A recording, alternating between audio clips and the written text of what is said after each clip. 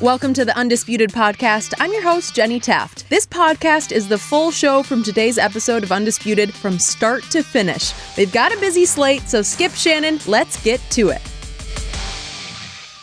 Good morning. Welcome to Undisputed. We are live from Los Angeles. I'm Jenny Taft here with Skip Bayless, Shannon Sharpe. Hi, guys. Hi, Jenny. How are you? How are you? Great. I'm a lot better than number two's team was last night. Whoa. Did you see that? Hold up. Wait, how could number two's team in Toronto score 89 points? I thought he scored 89 by himself. Isn't that how it goes? That's more than San Antonio scored. Really? How many days scored last night? You know what? You know what? Nobody watched last night because nobody cares about these playoffs now at the Spurs. Oh, yo, they care Nobody now. watched. They really care now. The Spurs are up out of there. Here we go. Well, there was a different game Yeah. that we were paying attention to. But We there's have a that lot other to get guy to. in L.A. and nobody cares about him anymore. So He was hacked. We're going to talk about that later. He was tweeting. I don't think he was hacked, We though. will talk about that later. He was tweeting. typos. T-W-E-A-T-I-N-G. Whatever, Skip. Tweeting, right? Oh, so now you the Twitter, you the Twitter dean. Yeah, I am. Please, you got to have one. We've got a lot to get to on today's show. Are the Sixers now in the catbird seat? What's the And should catbird seat? Baker and the Browns be favorites in the AFC we're shaking North? Baker. But let's start with the NBA playoffs. The Rockets and Warriors play Game 2 tonight at Oracle, but the way Game 1 ended is still on everyone's minds. James Harden did not get a foul call in the closing seconds, and Houston complained that it should have been the NBA. It should have been. The NBA released their last 2-minute report yesterday and agreed that the officials were correct with the no call. But the report also said that Steph Curry should have been called for 2 separate fouls in the closing seconds, and either one would have resulted in him fouling out. Steve Kerr said there's been too much focus on the officiating, but then trolled James Harden yesterday. Take a listen. Hang on.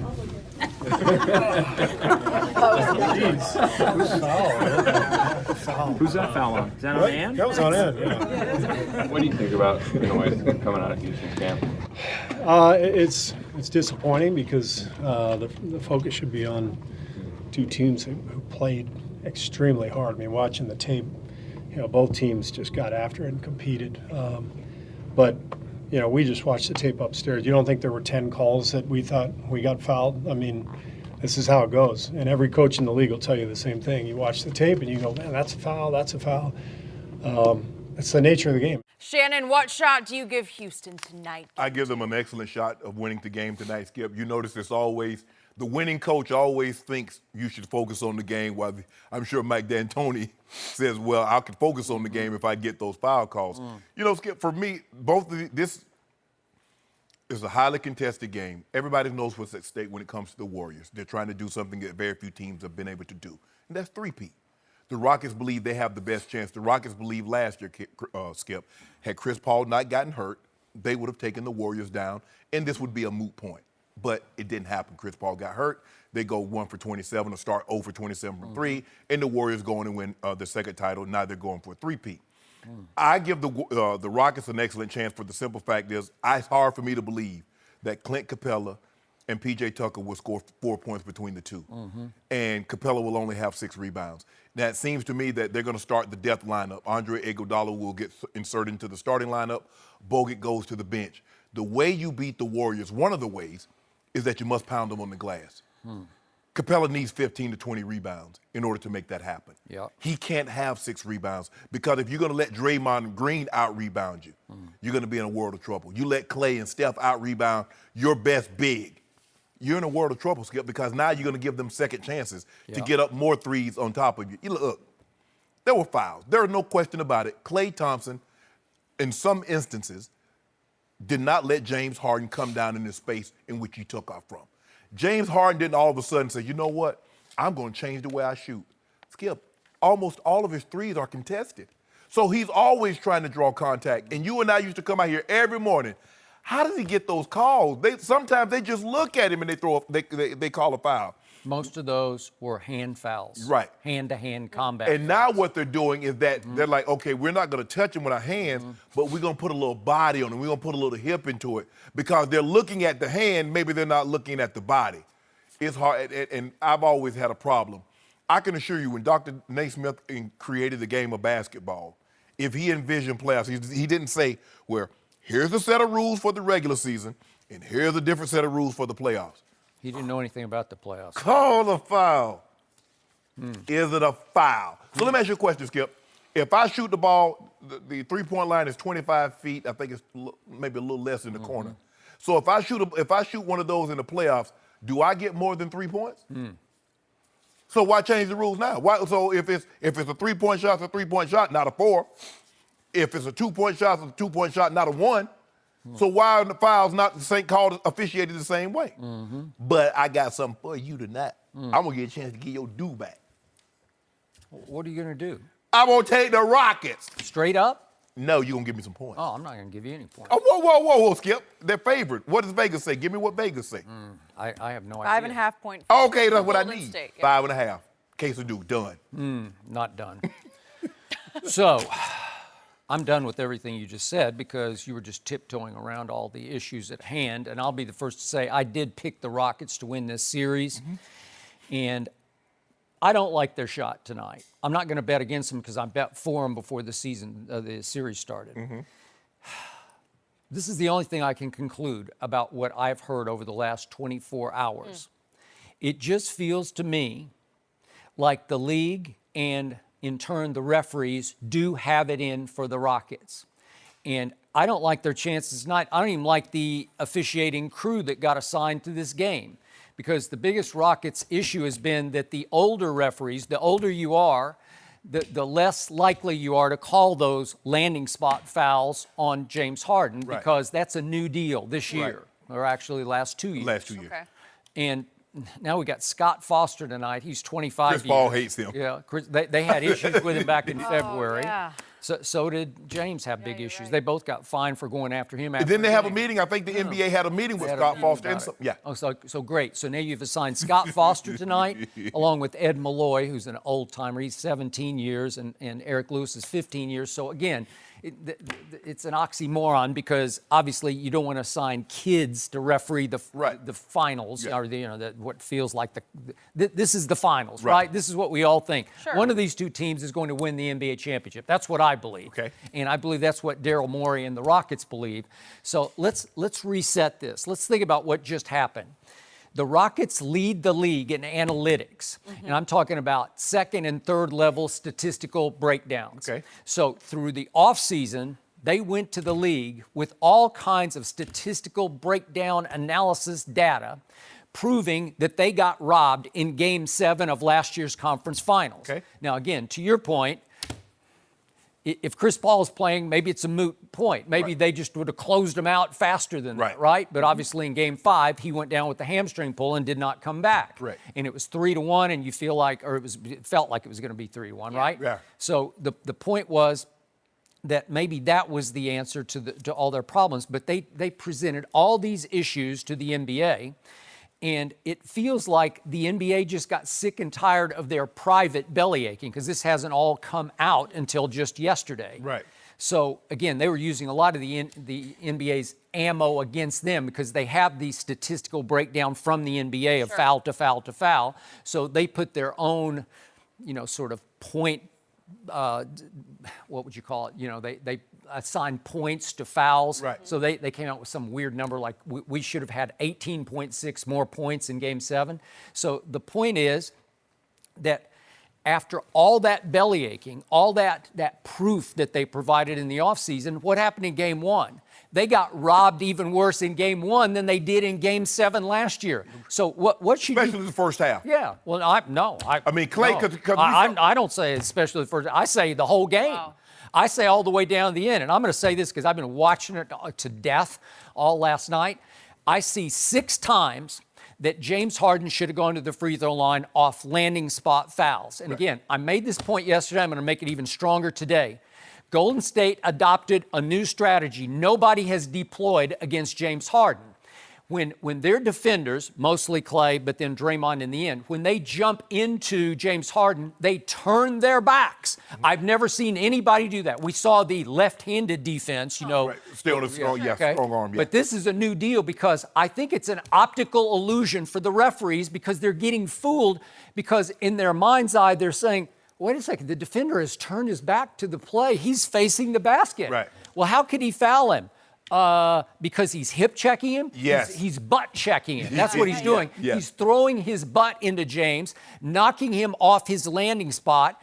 It's a dangerous play because I'm going to remind everybody that Steph and Clay went into that game on Sunday afternoon with bad ankles, right? Both of them. Right. So what if James or CP3 had jumped into their landing spots on the threes that they took and they had come down on somebody's shoe, on somebody's sneaker, right?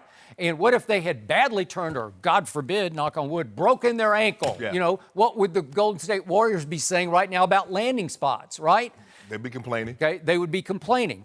So 6 times, including the last time, and the more I look at the Draymond play, I know he's going sideways, and the NBA defended it as a good non-call, but the Draymond play is a foul. He body checks him. He hip checks, butt checks James Harden, and I know James he was so frustrated, he jackknifed a little bit trying to exaggerate to get the call, but it's still a foul. By any definition of the new rule, it's just a foul.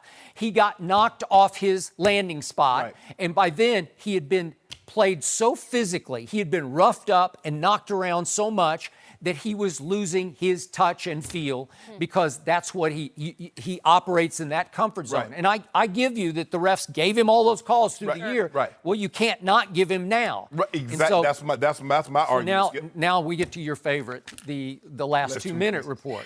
And again, this was painfully transparent to me. And again, it does no good except to rub salt in the wounds. Exactly. Okay, because you're not going to go back and reverse the score, obviously.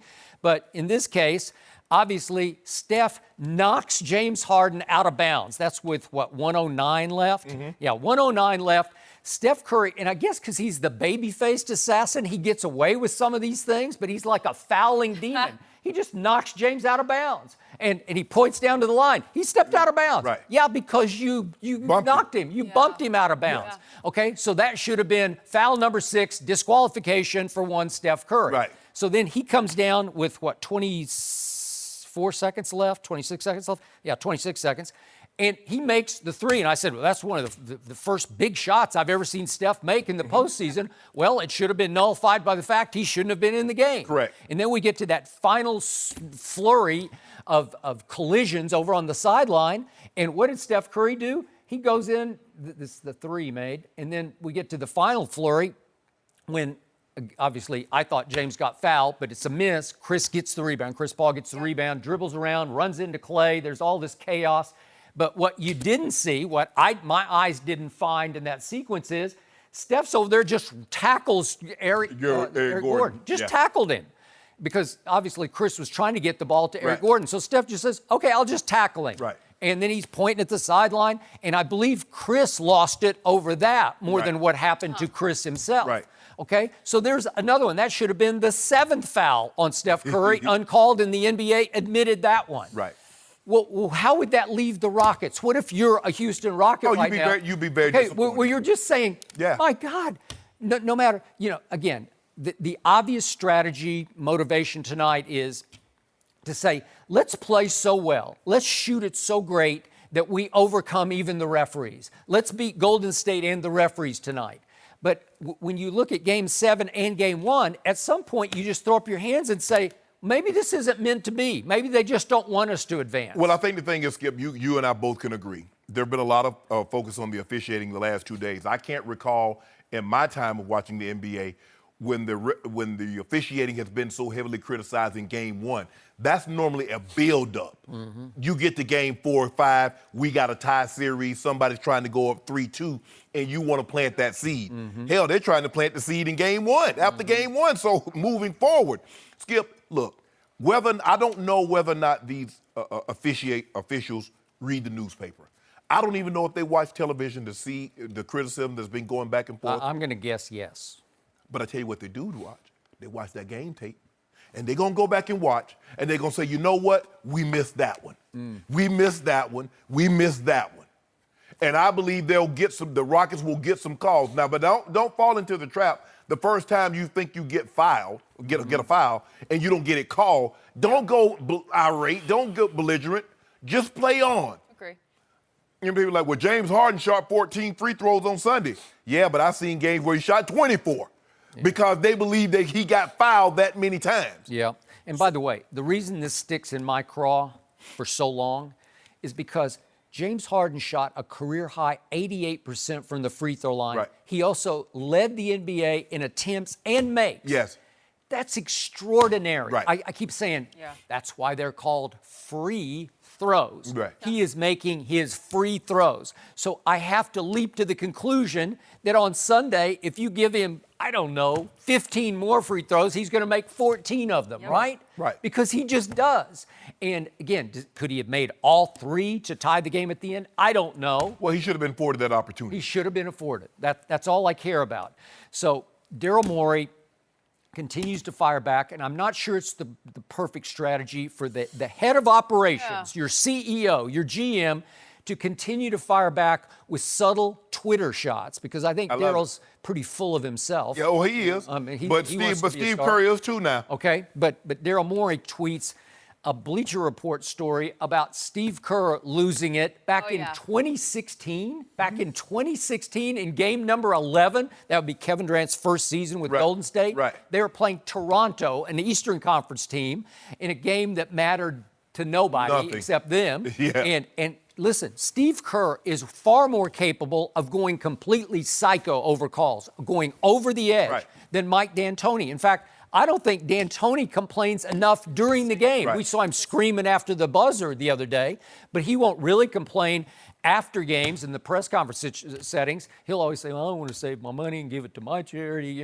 Like it's kind of milquetoasty complaints. Yeah. But and plus, he needed for mints. All the mints he'd be going through on the sidelines. Really? So he get fined. That's mint. Sure, they aren't Tums? Oh, they might be Tums. I know he be chewing on something. He's chewing on something. That's a lot of Tums. But Daryl Morey is taking some weird random shot back at Steve Kerr, and it's deserved. I get that. So then Steve Kerr has to open his little session by flopping into Ann Killian of the San Francisco Chronicle. I'm going to, it's all fun and games. It's all la-di-da. Happy days are here again. Well, it's easy to be all jokey when you won game one. Exactly. Right? And you would think, Skip, of all people, they benefited twice, as you mentioned yesterday. Hold on.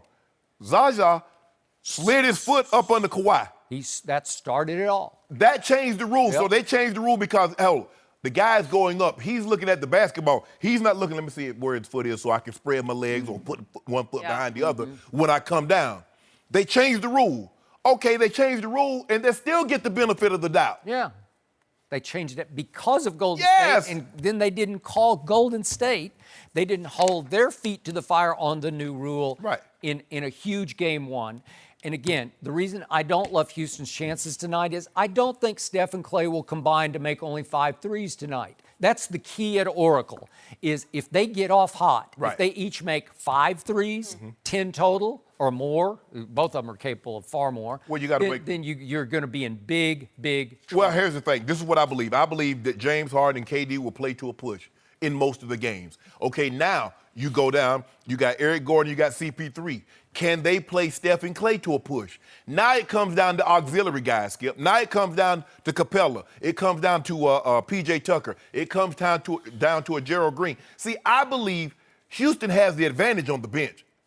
Now that you've taken Iggy off the bench, Golden State bench is not what it used to be, Skip. No. They used to could expand on the lead or clip into a lead.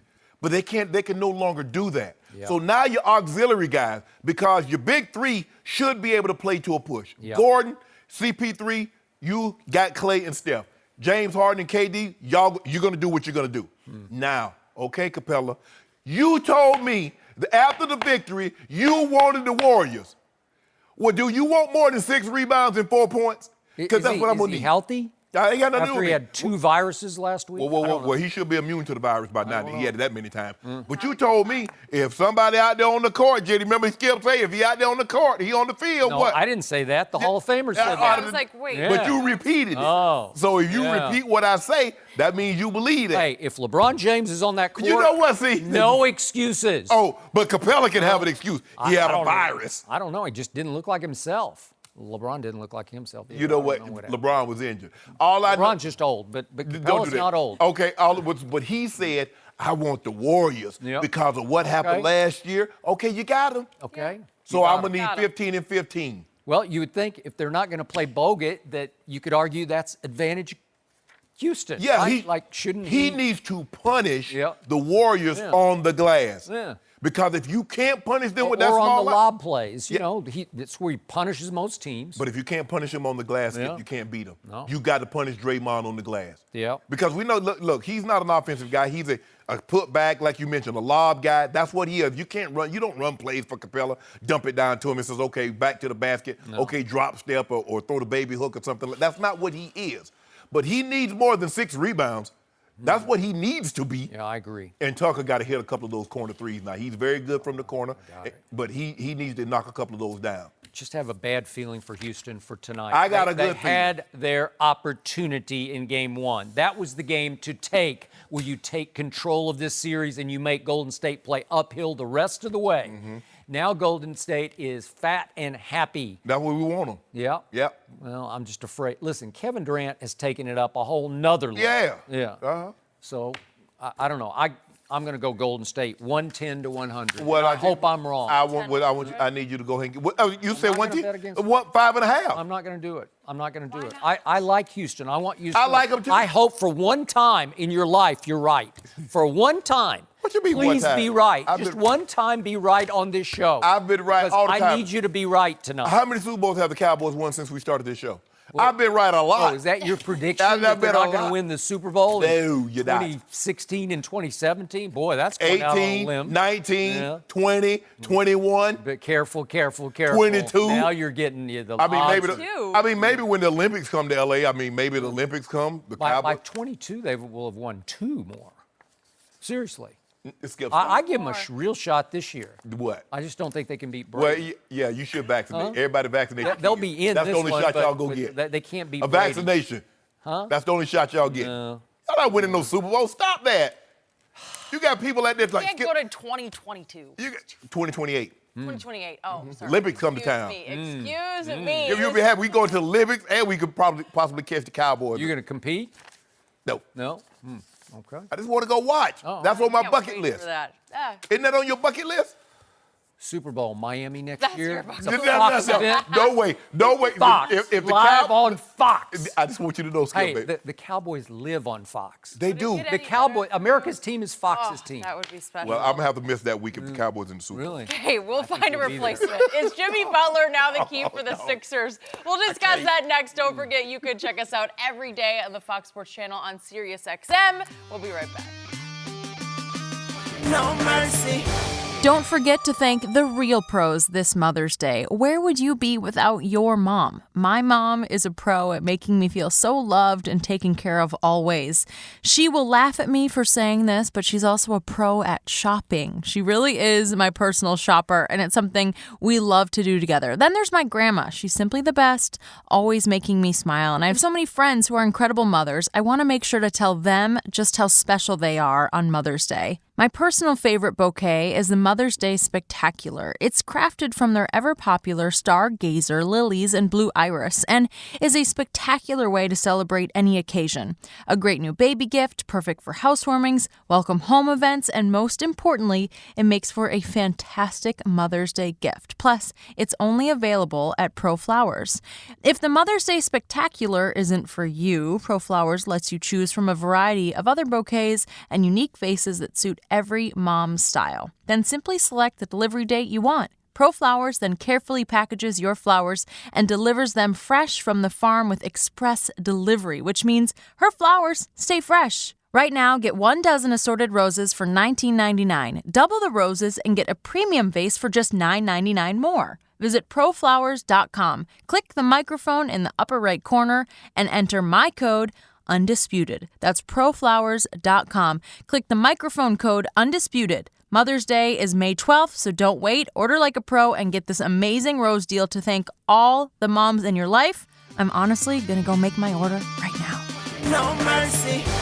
The Sixers bounced back from their Game 1 loss by beating the Raptors on the road last night. Jimmy Butler was the star for Philly, scoring 30 points with 11 rebounds. The Raptors had a chance to tie it up in the closing seconds, but Danny Green missed an open three. The Sixers, won their first game in Toronto since 2012, snapping a 14-game losing streak. Game 3 moves to Philly on Thursday. So, Shannon, how impressive were the Sixers last night? Considering how badly the Sixers stars played, I'm shocked they won this game, Skip. Joel Embiid had 12 points. Yeah. James Ennis off the bench scored more points than Joel Embiid. Ben Simmons had 6 points. Greg Monroe off the bench had more than Ben Simmons. And Tobias Harris. Skip, I am shocked that if someone would have told you, say, you know what, you're going to get 18 points from Ben Simmons and Joel Embiid and you'll win the game. And I can assure you, they say, no way. No way, no how. But that's what happened. Jimmy Butler came to play. Jimmy Buckets is a pro, not just a professional basketball player. And he understands, Skip, the great players cannot stop other great players, but you got to match them. He let Kawhi go get 45, and he wasn't even close to that. Yesterday, Kawhi had 35. He had 30 and 11. Okay, we can offset that. But for Ben Simmons to have 6 points now, maybe we need to factor in a whole Claw, the best two-way player in basketball out there on the court. You ain't about to get a whole bunch of points on him. Because remember, Skip, one time he made him have 11 turnovers. Couldn't even get the ball up the court. Kawhi said, no, let me show San Antonio, the Spurs, what they're missing, Jenny. I want to show them what they're missing. Showed them too, didn't he, Skip? Jimmy Butler had 30 points. Oh, he was guarding Ben Simmons. You know what, Skip? You know what. Who was guarding Ben Simmons? Claw. Oh, no, Ben Simmons was guarding him. Claw. That's the point you're missing. Oh, well, Switch last night. Yeah, because we first of all, on the offensive end, we need Jimmy Buckets to give us some buckets on the offensive end. We can't have him exhausted trying to deny Kawhi the basketball and try to neutralize him. We need some offense. Look, first of all, Ben Simmons only gets a couple of layups and some dunks. He ain't shoot from the outside, so if he's a little fatigued, so be it. But you and I both are equally as shocked. Joel Embiid had 12 points. Are you trying to put words in my Joel, mouth? yes. I'm not shocked at all. Wait, I haven't even spoken yet. Hold on. What is happening here? You told me. You and I are both shocked. I'm not. Hold on. You told me that the best player in the Eastern Conference, now that the king has vacated his castle, is Joel Embiid. And they won a playoff game. Is it my turn yet? No, it's not your turn. I'm talking. I could have swore I'm talking. You're just babbling right now. I could have swore that's what you told me. And for a Let me answer that. Joel Embiid is going to, I believe, I don't know what you believe, I believe Joel Embiid will finish top 5 in the MVP voting. For a top 5 MVP candidate, for his team to win a game on the road in which he only scores 12 points, and another all-star player only scores 6 points on the road, and they win that game, it's hard for me to believe. I don't know if I've ever seen anything like that before. Now for the truth of what happened last night. That was all about pure guts.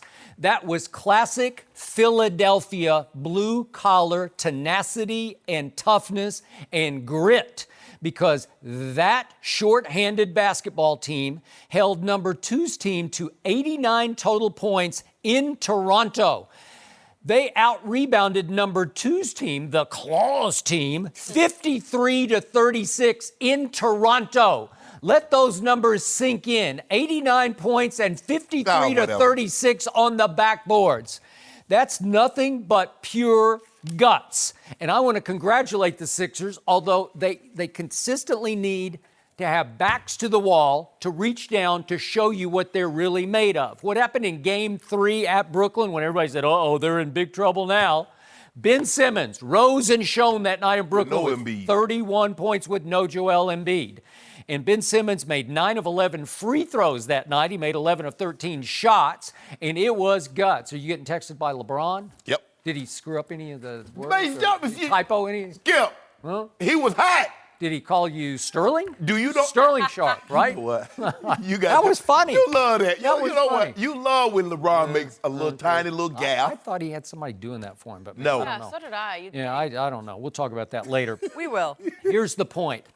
Joe, I told you yesterday, Joel Embiid has what's turned into an arthritic right knee. They were treating it on the sideline. It is chronic, and it's going to be an ongoing problem, too bad. not just in these playoffs, but in his career. Correct. It is He's too got bad. that Andrew Bynum thing going. Remember how Bynum just finally just couldn't go on his Dropped knees? off a cliff. And I'm fearful that Joel might also. On top of that, he had the classic stomach flu, as he used a word for it after the game last night that I can't repeat, but he Did a had little motion with the eyes. double jeopardy.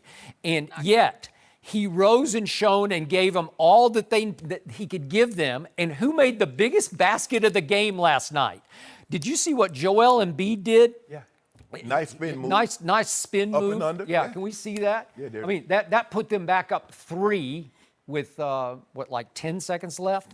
And I think that meant so much to that basketball team that guy sucked it up and pulled them up by the bootstraps just to hold on for dear life against a team that was on fire down the stretch. But here's the thing, though, Skip. I will concede that to you. It was an unbelievable because you said he has an arthritic knee. But let me finish. Okay. Let me finish. Greg Monroe stood in. Yes. He stood up big for Joel Embiid. And then with 4 minutes left, he had 10 points and 5 rebounds, about 4 minutes left in the third quarter. He turned his ankle and he was gone for the rest of the game. Yeah. That was a huge loss for them. Mike Scott, who's hit some big threes for that team, I don't know what happened. He's got some heel injury and he was in a boot on the bench last night, so he can't go. Right. So you're getting worse and worse. You're having to play James Ennis, Jonah Bolden, and Amir Johnson. That's who you're having to resort to because they're just shorthanded. They're just a battered basketball team right now. But I said yesterday, Jimmy Butler has to take more than 14 shots. Yes. And he took 22 shots last night. He scored 17. He scored 30, obviously, 17 in the second half, but he scored 12 big points with 3 big assists in the fourth quarter. Why did they acquire Jimmy Butler? To close for them, and he closed the door on number 2's team in their building last night. That's what he's made of. Guts and grit and mental toughness. That's why I picked the Sixers to win the East. I'm going to hang in because I don't love Joel Embiid's knee right now. But again, this team is weird because it needs to be pushed backs to wall. That's when you get the best of these Sixers. When you let them be free and easy in the lead, they'll start to cough it up because they don't take it seriously enough. They haven't figured out how to step on the other team's throat. But if you start to step on theirs, they will fight back. But for me, Skip, Joel Embiid is clearly the best player on their roster. And for them to go on the road, that would be the equivalent. Do you believe Kansas City could have won the game? Do you believe the Patriots could have won the game in Kansas City if Tom Brady only throws for 150 yards? Well, if he had stomach flu and a bad knee? No. Well, It doesn't- obviously. But he can't. That's what I'm saying. For you to overcome that on the road, when Ben Simmons has 6 points, Skip, Ben Simmons played 44 minutes. He had 6 points. James Ennis outscored him. Greg Monroe outscored him and played half the minutes. Greg Monroe played less than 12 minutes. So he played 3 times fewer minutes than Ben Simmons and had more points. Okay. I can't explain Ben Simmons' offensive lack of output. Yes. But they did switch. This was key to the game. They switched Ben Simmons onto number 2, and he at least made him work harder for his points. He bothered him a little bit. He kept him a little bit more away from the basket, away The from man was the 13 rim. and 24. Okay. That's not bad. Look at what did he shoot? 13 to 24. What did he shoot from 3 there? Help me out. He was 3 of 10. Oh, 3 of 10. You like that? Hold on. Does that work for you? So when did we think Kawhi was Steph Curry and Klay Thompson from the three-point line? Yes, he could hit them. Because he started getting frustrated. He couldn't get to the rack the way he was getting to the rack against Jimmy Butler. He's just he's a little too tall and a little too springy for But Jimmy he got Butler. a lot. I don't know if you saw it, but did you see in the third and fourth quarter all them and ones that he got against Ben Simmons? And one, and one, Who won the and game? one. We know who won the game. That's But interesting. you know what? I see what you did. I think here. Ben Simmons said, I'm going to lock down and do the best I can on him. I'm going to make him sweat for his points. And he did. And Jimmy Butler said something very interesting after the game. When he said, when we focus, we can be, and to quote him, so good on defense, and they can be locked down good when they decide to be. They don't decide to be every night. Nobody is going to be able to lock down and focus like that now. The game has changed. Yeah, the old Knicks, they could lock in and focus because that's what they did. They beat you up. So they could hold you to 68. They could hold you to 75 points. You mean like the 90s, Nick? Yes. We're just going back to the 90s. Yeah. Not the 70s. No. Okay. But that's the way they played. But a lot of teams play like that. You don't play like this on a night in. And that's what gets me upset. Then all of a sudden, the team will shoot poorly in a quarter. They score 12 points. When we lock in like that, stop it. You're not going to lock in every night, 82 nights, 4 quarters a night like that and play well. Because there are some nights, no matter what you do, the ball's going to go in for the opposing team, and they're going to be in the 30s and maybe even crack 40 on you in a quarter. So, Jimmy, you were unbelievable down the stretch. I am shocked that you won a game in which the best player only scored 12 points. And again, Skip, he played 32 minutes. You ask, but unfortunately, if what you're saying is true, that the knee is bad, that's all the minutes he can give you. You look at the start, look at Jimmy Butler, almost 43 minutes. Look at Kawhi, almost 42 minutes. Siakam, 40 minutes. Kyle Lowry, 42 minutes. Ben Simmons, 44. Your stars are expected. You're not on a minutes restriction come playoff time because there is no more. You got 2 weeks to do what you got to do. And if you don't do what you need to do, guess what? You have all the minutes you want to rest. He missed a game. He played 24 minutes in a game, 28 minutes. No, Skip. I still like Toronto.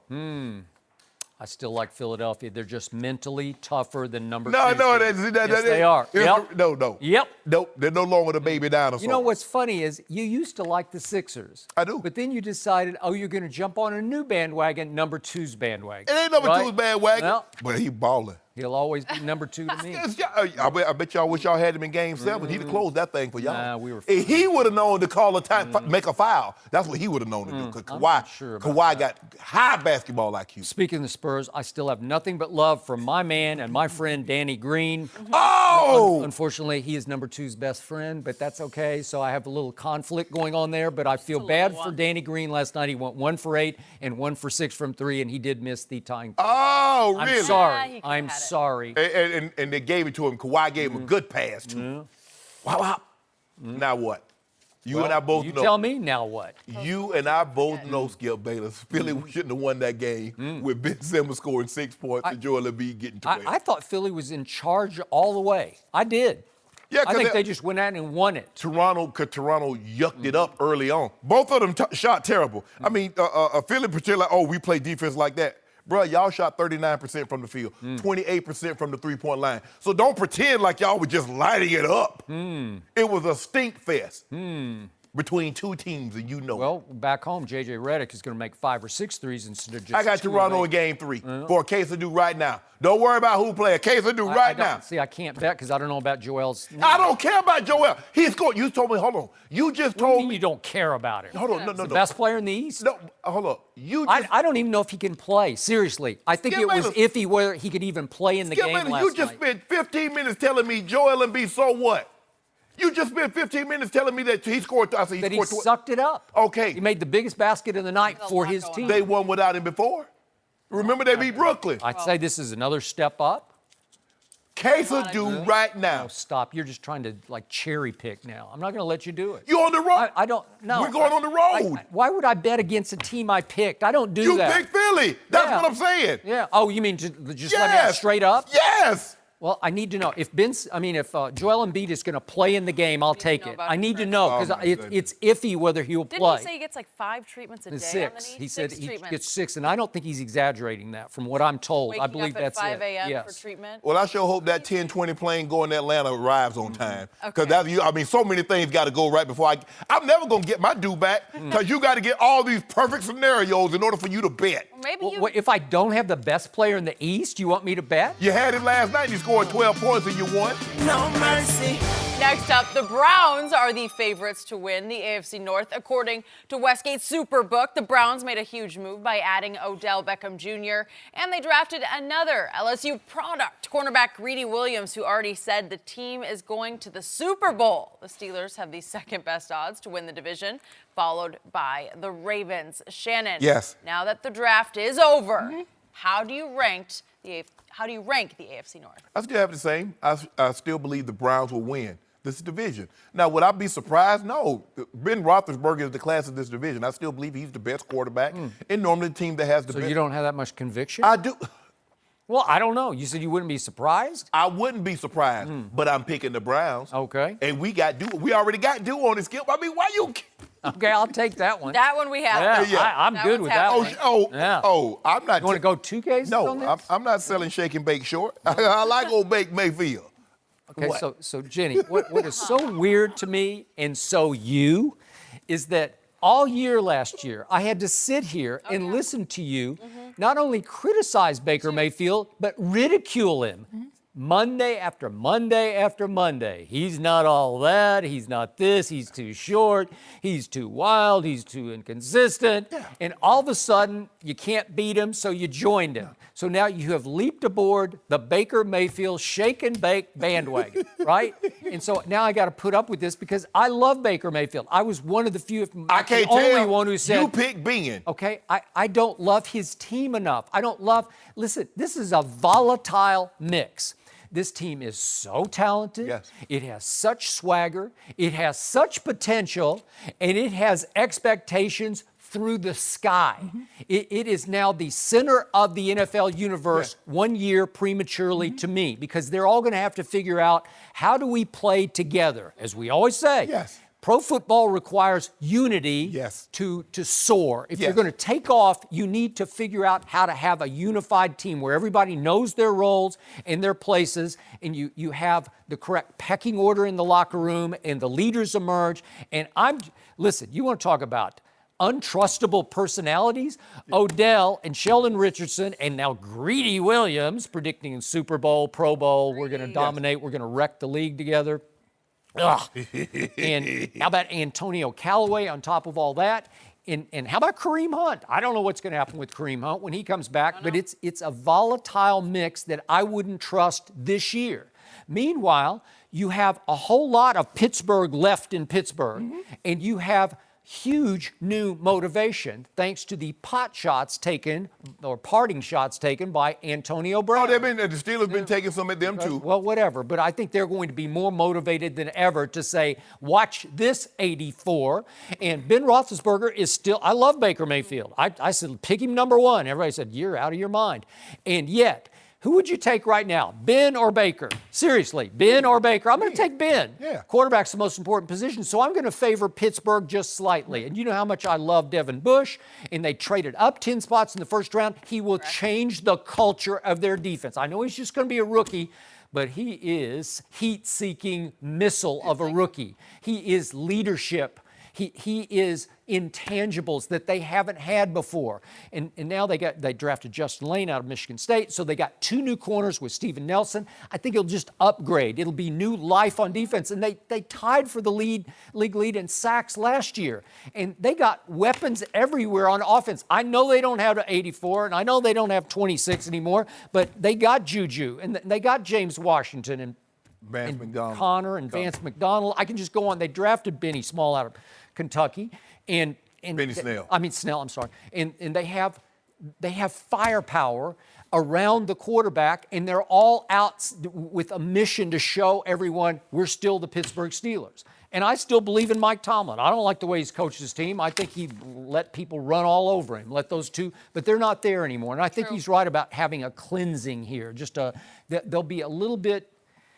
They'll be different. The feeling is going to be different. So I'm going to give them the edge. I just think they'll win the North. Would I be shocked if Cleveland is a wild card team? I hope they are, because that would be perfect for me, because I'd get my due and I'd also get my wish. Also, I would like everybody to disregard everything you just just said because it was my turn and you interrupted and kept going. So disregard. I was going to let it go. Yeah, so disregard everything you had just heard. Even No, notice. but you were going nowhere, so I had to help. So you- I had to save the show. So you just commandeer my turn. I was like, oh, he's still going. All right, let's do this. Shannon? I would agree, Skip. Yes, the Steelers are talented. Devin Bush, I believe he's big time. He's a thumper, but he also can cover tight ends, and you need that. They lost that with Ryan Shazier. They did. But I'm also going to say this and give you on this one. The Browns have some combustible personality. Thank you. You're going to have a bomb suit. Yep. Because it's just a matter of time, and hopefully, the ring wire doesn't touch the red wire, doesn't touch the blue wire, and that thing detonate in that locker room. Don't want that. But as long as we can navigate, and I think old shake and bake. Now, I don't like, some of the thoughts. Hopefully he's moved past, throwing a ball, throwing a touchdown and standing looking at the coaches on the sideline. Hopefully he's moved past that. We're bigger than that now. That's not what we do. He'll ever move past. Yeah, we bigger than Needs that now. that. No, he doesn't need No, that. you didn't like that. No, I didn't like that. Back then. So hopefully we've moved past that. But with that being said, I know who's going to have a big year. 13. Because somebody took some parting shots at him. Dave Gettleman. Been keep bumping his gums. Talk about that man was he was a distraction. Came cut short of saying he was a cancer. It was his fault that a lot of the things that, what did he say? The culture. That's what the word he used. He The culture. did. Yeah. But 13 said, you guys have any good restaurants out there? Out there? Is he going to be happy living out there in the hinterlands? Well, we don't. Middle America, Look, Cleveland, Ohio? first of all, we know you in New York. Restaurants are nothing. Every corner can be great food. So what is Cleveland? What is Cleveland known for? Sushi. Cleveland ain't known for the. You'll be just fine. There is one really good sushi restaurant. I went to it. What? It is. It's downtown. It was really good. Make sure I you don't share know. these. I don't know the name. Forgive me. I'll find it. I don't know if sushi, when I go to Zagat and I look up there like the top sushi restaurants, I don't know if Cleveland's going to come up. Hey, it was really good. But anyway, that withstanding, Yeah. Browns. Browns? Yep. You got them? You say it with no conviction. Browns. Here's the other big point Shake you're and missing. bake. There's so much focus on all those offensive personalities. The defense is not going to be what it was, and it was pretty Might be shaky. better. No, listen. Sheldon Richards, Olivier Vernon, Myles Garrett, Greedy, Denzel. Greg Williams, remember him? Yeah. Yeah, it's not there anymore. True. Oh, hold on, Skip. First of all, you do know where they finished. They're like at the bottom in yards allowed, right? Yep. And also kind of They like had edge. They had takeaway edge to them. They were high in takeaways. Of course, they intercepted Roethlisberger, like 5 times in the opener? Yeah. I foresee of that coming again. Do you? Yep. I foresee of Pittsburgh beating Cleveland twice. That's what I foresee. No, that's not happening. Yep. You want put them doing that? They don't sweep them? We'll go game to game, but I got lots of. I'll do 2 cases that the Steelers win the division right We now. already You got want one it? case. We Let's already do got- 2. we Let's already got a double case. it No, we because you're already in got- double jeopardy. No, we already got First of all, you ought to give me a case for commandeering my argument time. Well, I just improved the show. The ratings just went up. No, It's you all about commented- ratings. I was like, hold on. I could have swore I was just know. talking. I thought you was just going to refute one of my points and then turn the stage back over to me. You co-opted my quarterback, and I'm not going to let it happen anymore. What? I'm not going to allow it. So that's why I took over. I co-opted what you were talking Well, about. first of all, Skip, I came and joined you on the show. Yeah. Because you weren't gonna be like Suge Knight all up in my conversation. Like, I just got compared to Suge Yeah, Knight. yeah, Wow, Suge that's Knight- the first for I me. like it. I kind of like it. No, that P. Diddy. I know he's got a little bit of a I didn't want. track I wanted you to be Suge Knight because you was gonna be in the background. But you pulled a P. Diddy on me. I was up here having my thing going, and then here you come and take over my I conversation. just let it happen. Yeah, Jenny. No, because Baker, You we better all, hope. we you had better, to listen to that for You better a hope I don't go year. Suge on you, right? And we're just glad that you're on the Baker I'm gonna have, side. you know what? I'm gonna have to get me. Come a I'm gonna long have to get way. me another guy then. But in the meantime, I'm riding with old Shake and Bake. Yeah. Oh, Skip, you ain't never had no Shake and Bake? So you got the- Shake and Bake chicken and pork. You ever had any You of got that? the guy up in Toronto. You got the quarterback in Cleveland. What else do you want?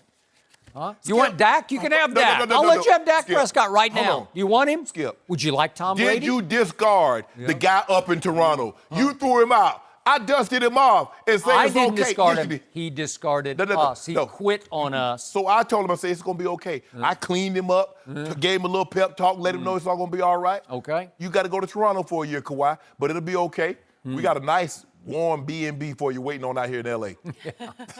He might just stay up there. No, he ain't staying up there. Yeah.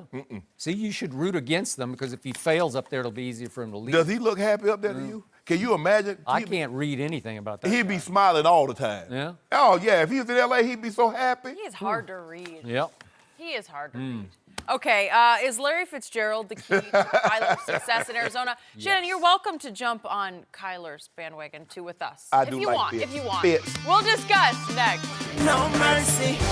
Hey everyone, Jenny Taft here with a quick word from Ancestry DNA. Ever wonder where your family comes from? You can discover more about them and learn about your story by combining the Ancestry DNA test with billions of historical family records. Ancestry DNA gives you so much more than just the places you are from. Ancestry connects you to the places in the world where your story started using precise geographic detail and clear-cut historical insights. You can even trace your ancestors' journeys over time, following how and why your family moved from place to place. And to amplify your results, you can start a free trial on Ancestry and build a tree so your ancestors become more than just a name. They've combined DNA results with over 100 million family trees and billions of records to give you more insight into your genealogy and origins. Only Ancestry can tell you such a rich story with unique features that give a more complete picture about a person, like events that shaped them, how they made a living, and what they excelled in. It's so easy to get started. I cannot wait to see my results. This is something I've always wanted to do. See where I'm from, learn more about my family. And they make it so easy. It's a simple saliva test. You pop it in the mail and you get your results back. It's that easy. Go to Ancestry.com/undisputed today for 20% off your Ancestry DNA kit. That's Ancestry.com/undisputed for 20% off your Ancestry DNA kit. Ancestry.com/undisputed. No mercy. A lot of attention is on Arizona right now because of Kyler Murray. The Cardinals made Kyler the #1 overall pick last week, then traded former starter Josh Rosen. Larry Fitzgerald said he's seen Kyler play twice and thought he was, quote, athletic and explosive. Then he gave a pretty honest assessment of the young QB. Take a listen. You get the sense that he's a special talent, but obviously, there's a lot of work that go into it and a lot of skill development, learning the offense and things of that nature for him to continue to ascend. But, from all intents and purposes, he looks phenomenal. As a teammate, we're going to welcome him with open arms and, do everything we can to try to help him speed up the learning process as fast as possible. Well, Shannon, do you like what Larry Fitzgerald said about Kyler? I do. Larry's one of the class guys around the NFL, not just in quarterback. He's the face of the franchise for the longest of times, and it would be in Kyler's best interest to hitch his wagon to Larry Fitzgerald. It would be. To see how he does things as a professional operating in the building and operating outside of the building. Because Larry does not throw hyperbole around. I have the pleasure of knowing Fitz very well. As a matter of fact, he just called me last week. We texted me last week. We had a couple of conversations. Calls you Unc. He does. He actually does. If I'm Kyler, I'm going to take everything he says, Larry Fitzgerald says, to heart. You better. To see how he prepares. I'm sure Fitz wants to see Kyler be the first in the building and the last to leave. There's a lot of expectations on this young man, Skip. He's now going to be the face of the franchise because Larry's going to transition to move on to other aspects of his life. And it's going to be Kyler's team. And Kyler needs to understand, because, Skip, you heard the reports that came out. He doesn't like tape, this, yada, yada, yada. Be it true or not, whatever the case may be, he gets an opportunity. Whatever someone tries to label you as, you get an opportunity to prove them right or wrong. So, Kyler, if I'm you, I listen to what Larry Fitzgerald has to say. I pick his brain. How about to go about doing things the right way, staying away from the wrong. You see what they did, Skip, in the draft. They drafted 3 receivers and a tight end.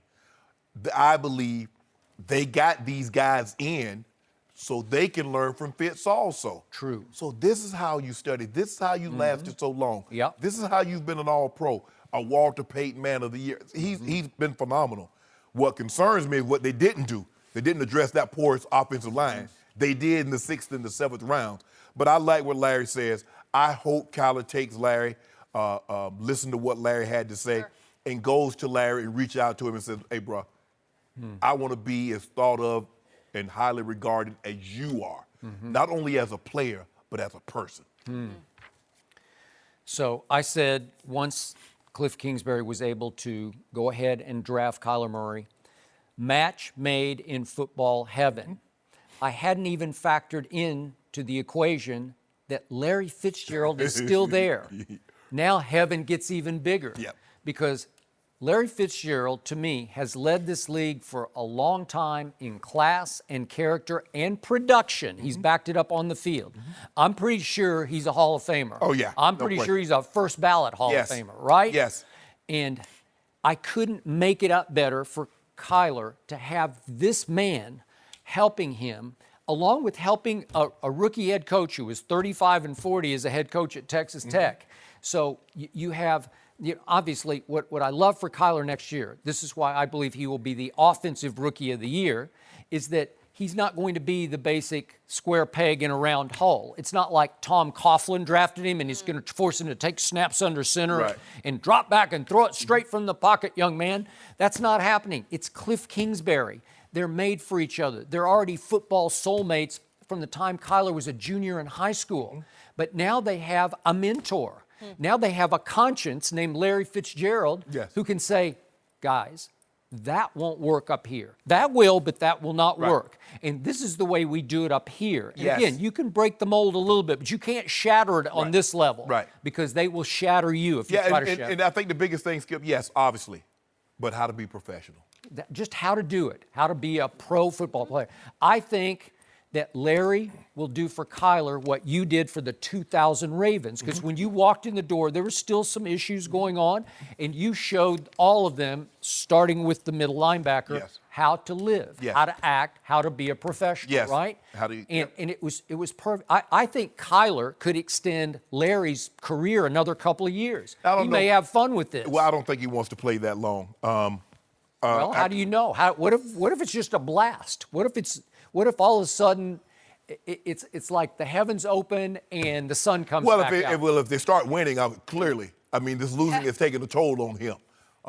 Getting the 10th pick in the draft, 15th year before last, the number 1 overall pick. This losing takes its toll on you because you have to realize, Skip, he knows what it's like to win He does. at a high level, playing Yep. with Kurt Warner, and then having to go through all those other quarterbacks, the John Skeltons and this one, and I forget the other guy named Yep. Drew Stanton. Yep. Of the worlds, he's Yep. like, woo. So now maybe you're right. Maybe Kyler comes in and plays like. Now he's not going to take all of his snaps from the shotgun, Skip. He has to take some from Maybe. under center. Yeah. But I like this matchup, and I hope Kyler goes to Larry, and because I know Larry will reach out, but I hope he receives the information that Larry is willing to bestow upon him. Yep. It's something to be said about experience, Skip. There's some things that a lot of teams want to go to get younger, and then they lose that sense of that veteran leadership, that veteran mentorship. Yep. There's something to be said about that.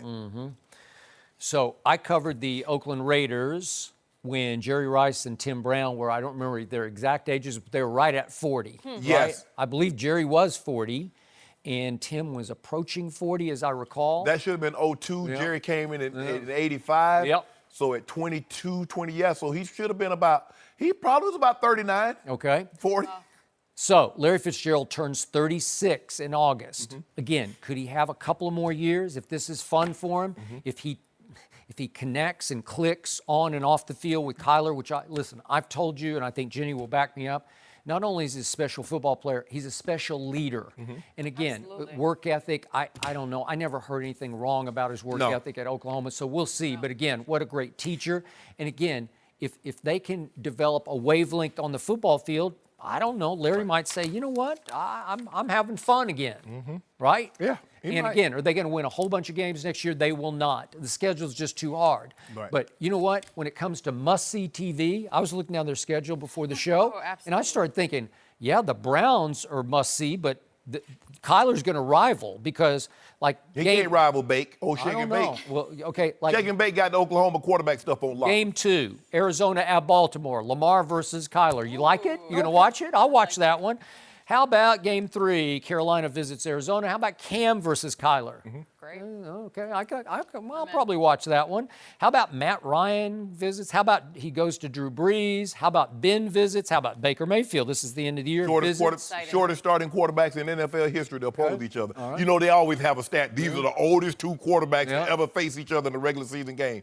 Well, Kyler and Drew will be. Okay. Kyler Murray just put the Arizona Cardinals right back on the national map. They better win some games. Okay, well, they'll win one here or there, but again, when you got to deal with the Rams, 49ers, and Seahawks twice each, Well, that's hard. Skip, I'm not trying to hear that. Yeah. You told me this guy's going to change life. Okay, I'll bet you 4 cases of Diet Dew he's the offensive rookie. What to go out on a limb? Huh?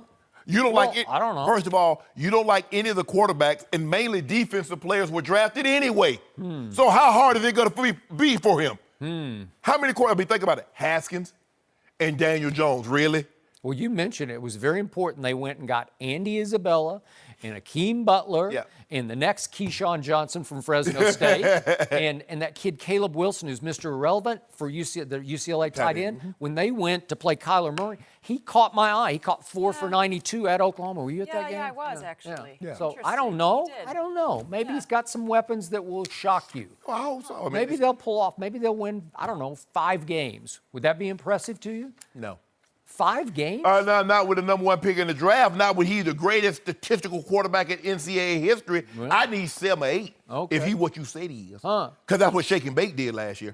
Shake and Bake got a 7, right? Ain't that what Shake and Bake got us? What did I tell you from the start of the year? If you start Baker from the start, you will win 9 games. Well, guess what? We starting Kyler from the start. So we going to see what he going to do because I know what Shake and Bake gave us. Better roster, Cleveland or I Arizona? just give out, no. Okay. Better roster, New England or New Orleans. But you said it's the quarterback. Yeah. Okay, it's the quarterback. Worst offensive line in the NFL last year was Arizona. So they drafted a 6th and 7th round offensive lineman. Is that going to help? One from Georgia, one from Morgan State. Is that going to help? The guy from Morgan State going to be lit. You think so? Yeah, HBCU represent. Yeah. You brought up all the quarterbacks Larry's played with in 15 years, 20 different quarterbacks. And all of them been terrible except some Kurt good. Warner. No, ain't no some good. Bad. They've been all bad except Kurt. Well, maybe That's Kyler's pretty true. Maybe Kyler is the difference. All right, will the Rockets take Game 2 tonight at Oracle? Chris Broussard makes No mercy. Let's get to the Rockets and Warriors first. They're playing Game 2 tonight at Oracle, but people are still talking about Game 1 and the refs. James Harden did not get a foul call in the closing seconds, and Houston complained that it should have been. The NBA released their last 2-minute report yesterday and agreed that the officials were correct with the no call. But the report also said that Steph Curry should have been called for 2 separate fouls in the closing minutes, and either one would have resulted in him fouling out. Steve Kerr said there's been too much focus on the officiating, and then trolled James Harden a little bit yesterday. Take a listen. Hang on.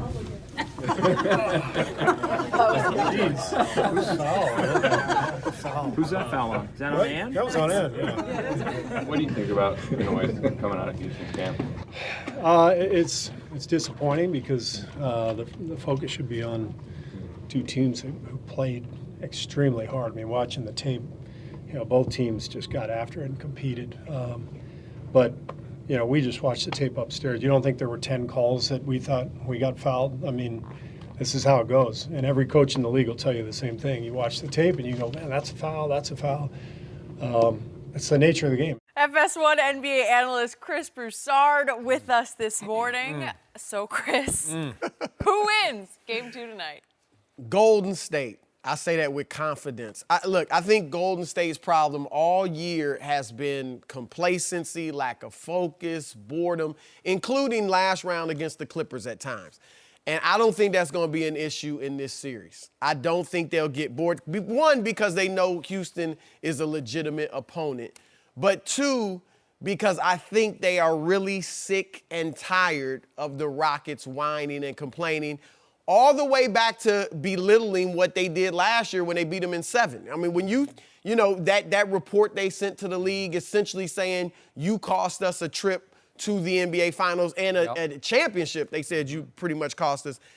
That belittles Golden State's greatness. Right. I think they're tired of that. When I see Steve Kerr come out in a press conference and mock an opponent like that. Mocked them. Right. Yep. That's totally unnecessary. I'm fine with it. I thought it was great. But that tells me he and his team will be focused. One more thing, too. Houston has a problem in that James Harden, as great as he is not nearly as great in the playoffs. And I don't mean just in elimination games where we've seen him go 2 for 11, 12 turnovers, I whatever, agree. right? No, I'm with you. His numbers dropped this year. 36 points, 44% shooting in the regular season. Playoffs, 29 points, 36% shooting. Wow. From 37% regular season, Okay, well, 33% Sunday didn't help now. those numbers. But Right, go ahead. right.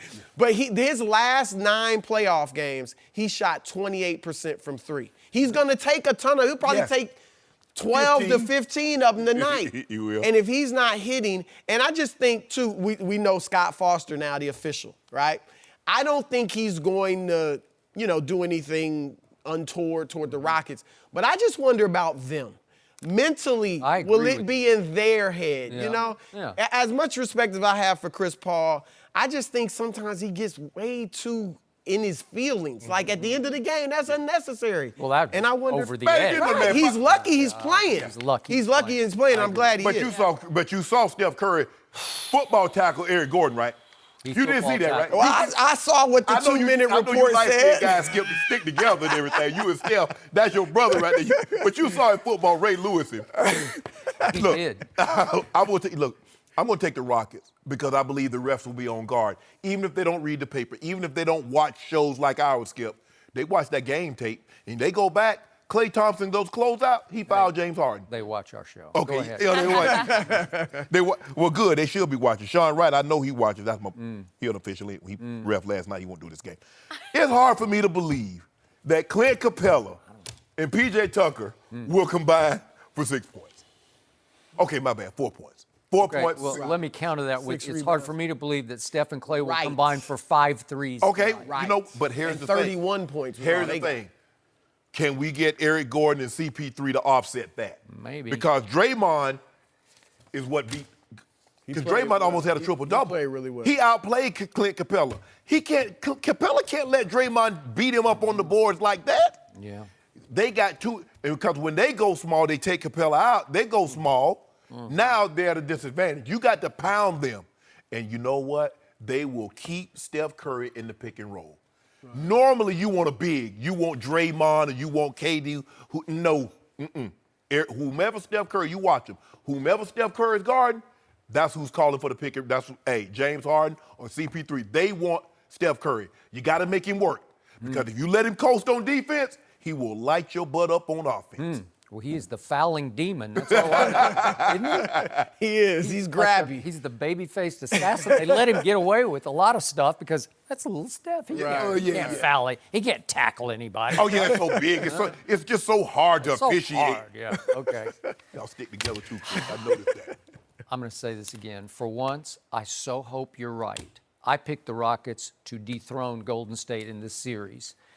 And everything was on game one. And I think they thought everything was on game one. They went out early to adjust to the time change and have a full practice at Oracle to be ready and rested while Golden State had to play Friday night and tough it out against the Clippers and come back for an early Sunday game, early afternoon, was it like 12:30 Pacific time? This was it. You had them. You had Steph and Klay with ankle injuries. I don't know how bad they were, but something. This is the one, you don't steal it, you just go win it. And if you win it, you're going to make Golden State play uphill the rest of the series.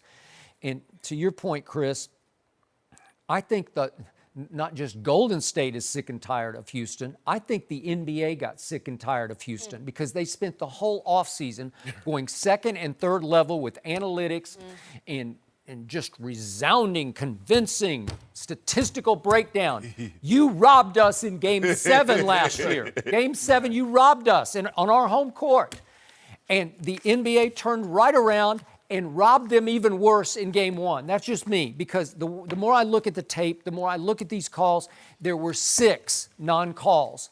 And James Harden isn't just a good free throw shooter. He's an all-time great free throw shooter. Yeah. He is 88%. High volume free throw shooter. He led the league in makes and takes from the free throw line. Yeah. You don't think he would have made, I don't know, X more? Could he made 10 more, 12 more free throws if you give him the calls that you gave him all year long? It's a 4-point game. And you said yesterday, well, you don't know how it would have played out. I don't know. It's just so many non-calls. And even the last one that the NBA defended as a non-call, Draymond Green, if we could see it one more time because it sticks in my craw, he jumped into his landing space. He jumped sideways, but he body fouled him. The Golden State got away with this new tactic. They got a whole new strategy. There it is. They all jump and they turn. Yeah. They turn to the basket. I've never seen anybody do this, but all of them did it the whole game. Turn your back. That's leading into the box out. Okay.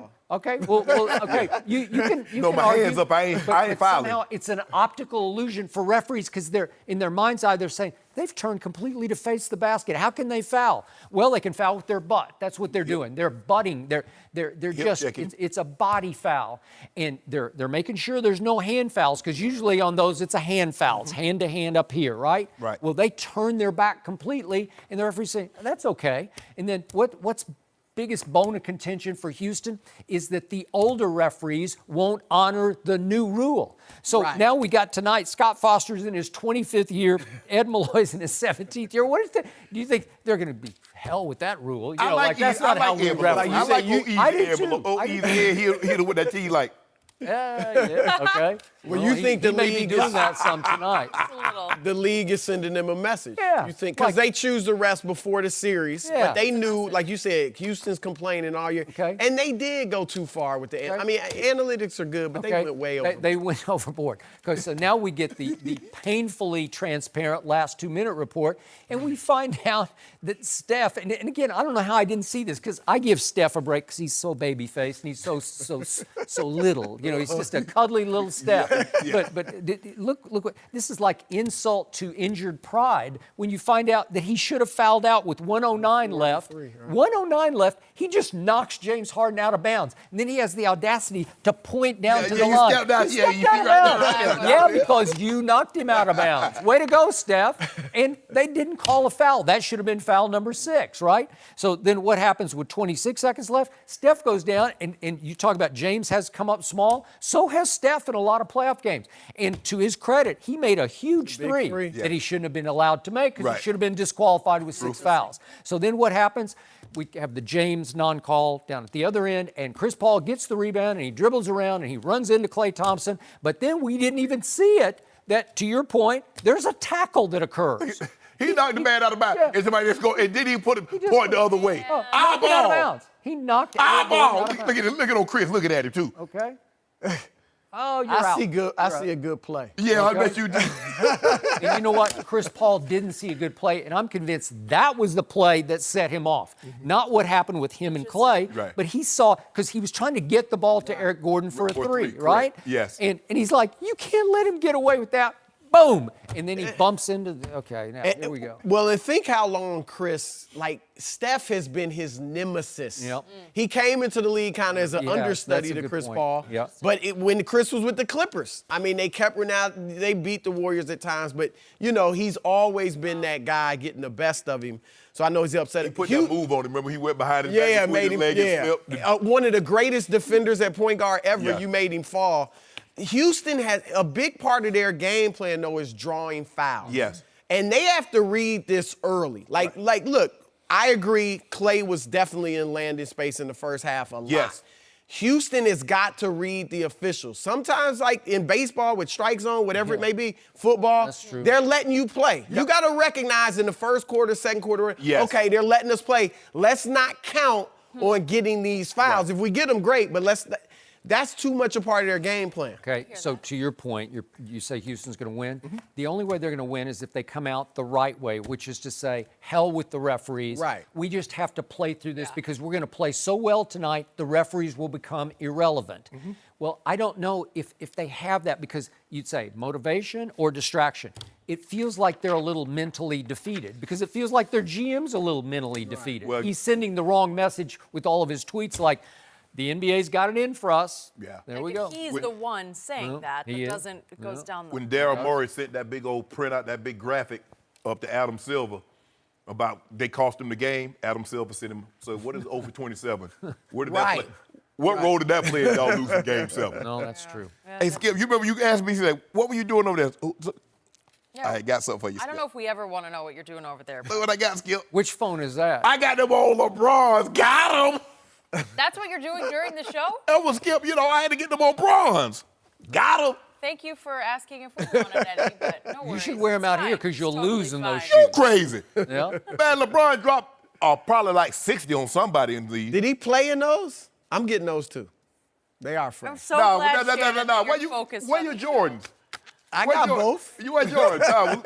Me and LeBron. Every Friday I post on IG, I can't lose in these shoes, MJ forever. Well, but they're all Jordans. I'm all gonna the start. Well, I'm time, gonna start wearing all LeBrons. I'm Jordans gonna all start the wearing time. bronze on Well, Friday. then you should post, I can lose. No, in yeah, these I'm not gonna lose. I'm not gonna lose. because you're going to be 3-6 in the finals. Okay, can we get back to the show, Shannon? Yes, what happened? While you do your shopping in your free time, do the Sixers now have the upper hand after their win last night? We will discuss that next. No mercy.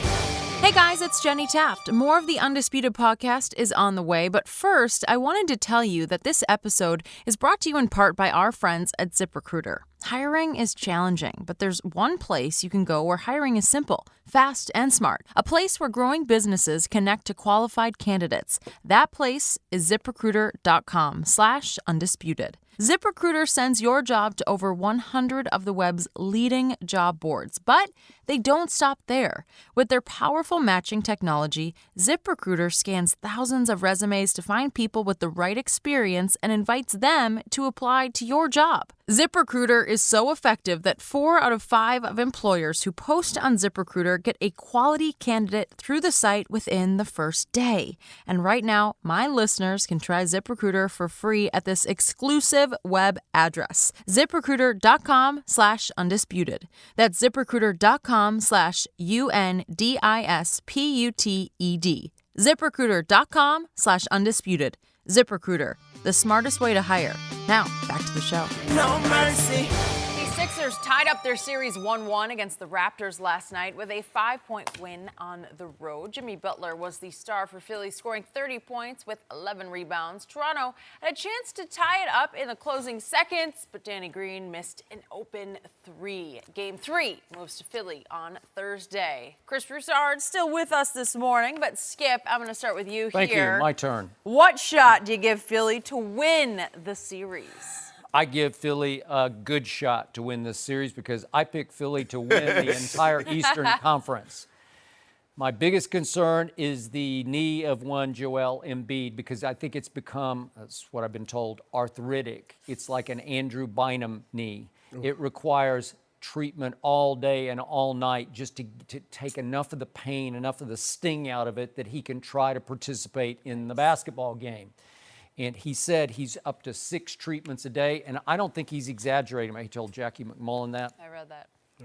And I do think they're doing everything in their power just to get him ready for tip-off. And I think his team is really feeding off his mental toughness because I do love this team's mental toughness. The weird part about this team is it needs its backs completely pushed to the wall before you see the mental toughness. But you saw it last night because they knew it was double jeopardy because Joel had a stomach virus on top of the balky knee. And he sucked it up and gutted it up and played 32 minutes and gave them all of 12 points and 6 rebounds. But late in the game, with about, 30 seconds left, he made a big spin basket on Gasol, and I think it really lifted his team because it stopped the bleeding for a second, and it lifted them from up 1 to back up 3. And then Danny Green missed at the other end. I love Danny Green. Sorry he's stuck up there with number 2 in Toronto. He ain't stuck nowhere. Stop him, but he's stuck. He should still be a Spur, actually. He was chronically in Pop's doghouse. Now he should be in somebody else's doghouse, I guess, after last night. 1 for 8 and 1 for 6 from 3 and missed that one. But the point was, we saw classic Philadelphia blue-collar grit and toughness and tenacity. Because that team went out and locked down on defense and held number 2's team in Toronto to 89 points, crushed them on the backboards 53-36. And Jimmy Butler, I said yesterday on the show, he has to take more than 14 shots, and he took 22 shots. And he scored 30 points, and he scored 17 in the second half, and he scored 12 in the fourth quarter. They acquired him to close, and he finally closed a crucial game for them and put them back in command of this series. Now, can they stand prosperity? Can they go home and hold serve at home? It's all about Joel's knee, and I can't predict it. I think he'll get over his stomach virus. He will not get over his quote-unquote knee virus, because that's an issue. But I did appreciate Ben Simmons. He was statistically nowhere last night with 6 points, but he did take number 2 last night. And I do think he made him sweat, and he kept him from dunking on Philly. He kept him from just attacking the rim the way he can when he gets in a flow, and he made him take 10 threes, and he made 3 of them, and that was a big difference in the game. He made 5 of them. Yeah. Huh? Thursday. He's gonna make 5. He's going to make 5? Okay. Well, you want something? He held Kawhi to 35. Okay. Okay. What did he score last game? 45. Thank you. Was that He's averaging 40. He averaging 40. He averaging 40. Yeah, but I like it if you make him shoot 10 He threes. is a good defender. Yeah. Ben is a good defender. He is a good defender, and Jimmy Butler can't really hang with number 2, but Well, it takes so much out of him, Skip. Yeah. I mean, and that's why you see a lot of times the star players, well, Michael Jordan didn't know he didn't. Scottie Pippen always took the toughest offensive player for the opposing team. That's what Scottie Pippen did. So let the truth be told, Skip, baby. Truth be told, when it was the fourth quarter, Michael said, I got him. I'm done. We're moving on. I'm moving on. Don't let the facts get in the way, right? If you're going to tell me Serge Ibaka is going to have 2 points, Van Fleet's going to play 18 minutes, have 0 points, but he's a minus in the plus-minus of 18, and Norman Powell's going to have, 3 points? They got big shot. Skip, they got 5 points from the bench. Right. The Raptors bench, Van Fleet, that's a strength of theirs. Serge Ibaka, woo! And they gave you 5. Greg Monroe looked like he was playing, and all of a sudden he couldn't play anymore because he turned his ankle. How about Mike Scott? And Did he play last night? Where's Jeremy Lin? I thought you got him, because of the poise. You said something. You said about Embiid's knee. I don't know how it gets better. I don't either. In the series, because the games are coming. Yeah. Great. Okay, you get 2 days, but that's still 300 plus pounds running up and down the court, bouncing up and down. You're hoping for maintenance, rather than total improvement. So basically, and you're also hoping that you can close this out early. Yep. You don't want to be going, 6, 7 games in every series, because it's going to catch up. He has to play, Skip. He can't sit down like he did with the Nets. And if you look at all the other teams, you look at Jimmy Butler played almost 43 minutes. Ben played played 44 and a half minutes. Yep. Their big guys are playing multiple minutes, but Embiid's down to the 28. He played 34 last night. I don't know how they're going to win this series if he can't give them more minutes and more production than what he gave them last night. True. Skip, I give Philly a 20% chance to win this series. I would be stunned if they won this series. And I know all the talent they have. And look, last night they showed grit, they showed heart, they made some adjustments. They're a tough team. They're not soft, but I don't think they're mentally tough. Like, I don't mean they're not mentally soft. I guess I don't think they play intelligent basketball. Okay. I'll give you that, but I do think they have a deep mental They're toughness. tough, to fight through the injuries and play. Yeah, and Jimmy Butler is tough, mentally and physically. He is a great player for all the issues. I'll buy your intelligent basketball. Yeah, and that's where I think it's going to bite them. I thought it bit them last year against Boston, and I think even last night it darn near bit them. They were up 11 with 5.5 minutes left, get outscored 17-7. If that game goes a minute longer, they might probably lose, I think. And I just don't think they play intelligent, and I think at the end of the day, that's going to bite them. I think yesterday, as much heart as they showed, I put that loss more on Toronto's lack of focus. They relaxed. Toronto is a team, we know their past history with DeMar DeRozan leading them. They're different now. However, Kawhi and Danny Green, I feel like for them, even though they've won the championships, this is the first time they've been like the leaders. Like, even though Kawhi became the best player in San Antonio, Pop is the man in that system. So Pop is the leader. He's the man. Now Kawhi is really, this is the first time I'm the man. Right. And I think at times they relax, like Orlando the first game of that series. Yep. I think last night you're up 1-0, easy victory in game 1. Embiid is ailing. He's got the stomach issues. So I think they just relaxed and didn't bring their best game. But Philly, I just don't think the two young guys are ready yet mentally. I think they'll get there eventually, but I don't think they are yet. And Butler, he's big for them. He has to be huge, I think, for them to have a chance to win. They're good letting him run the offense. I think that's been big for him. Because down the stretch, he had the ball in his hands more than Ben Simmons.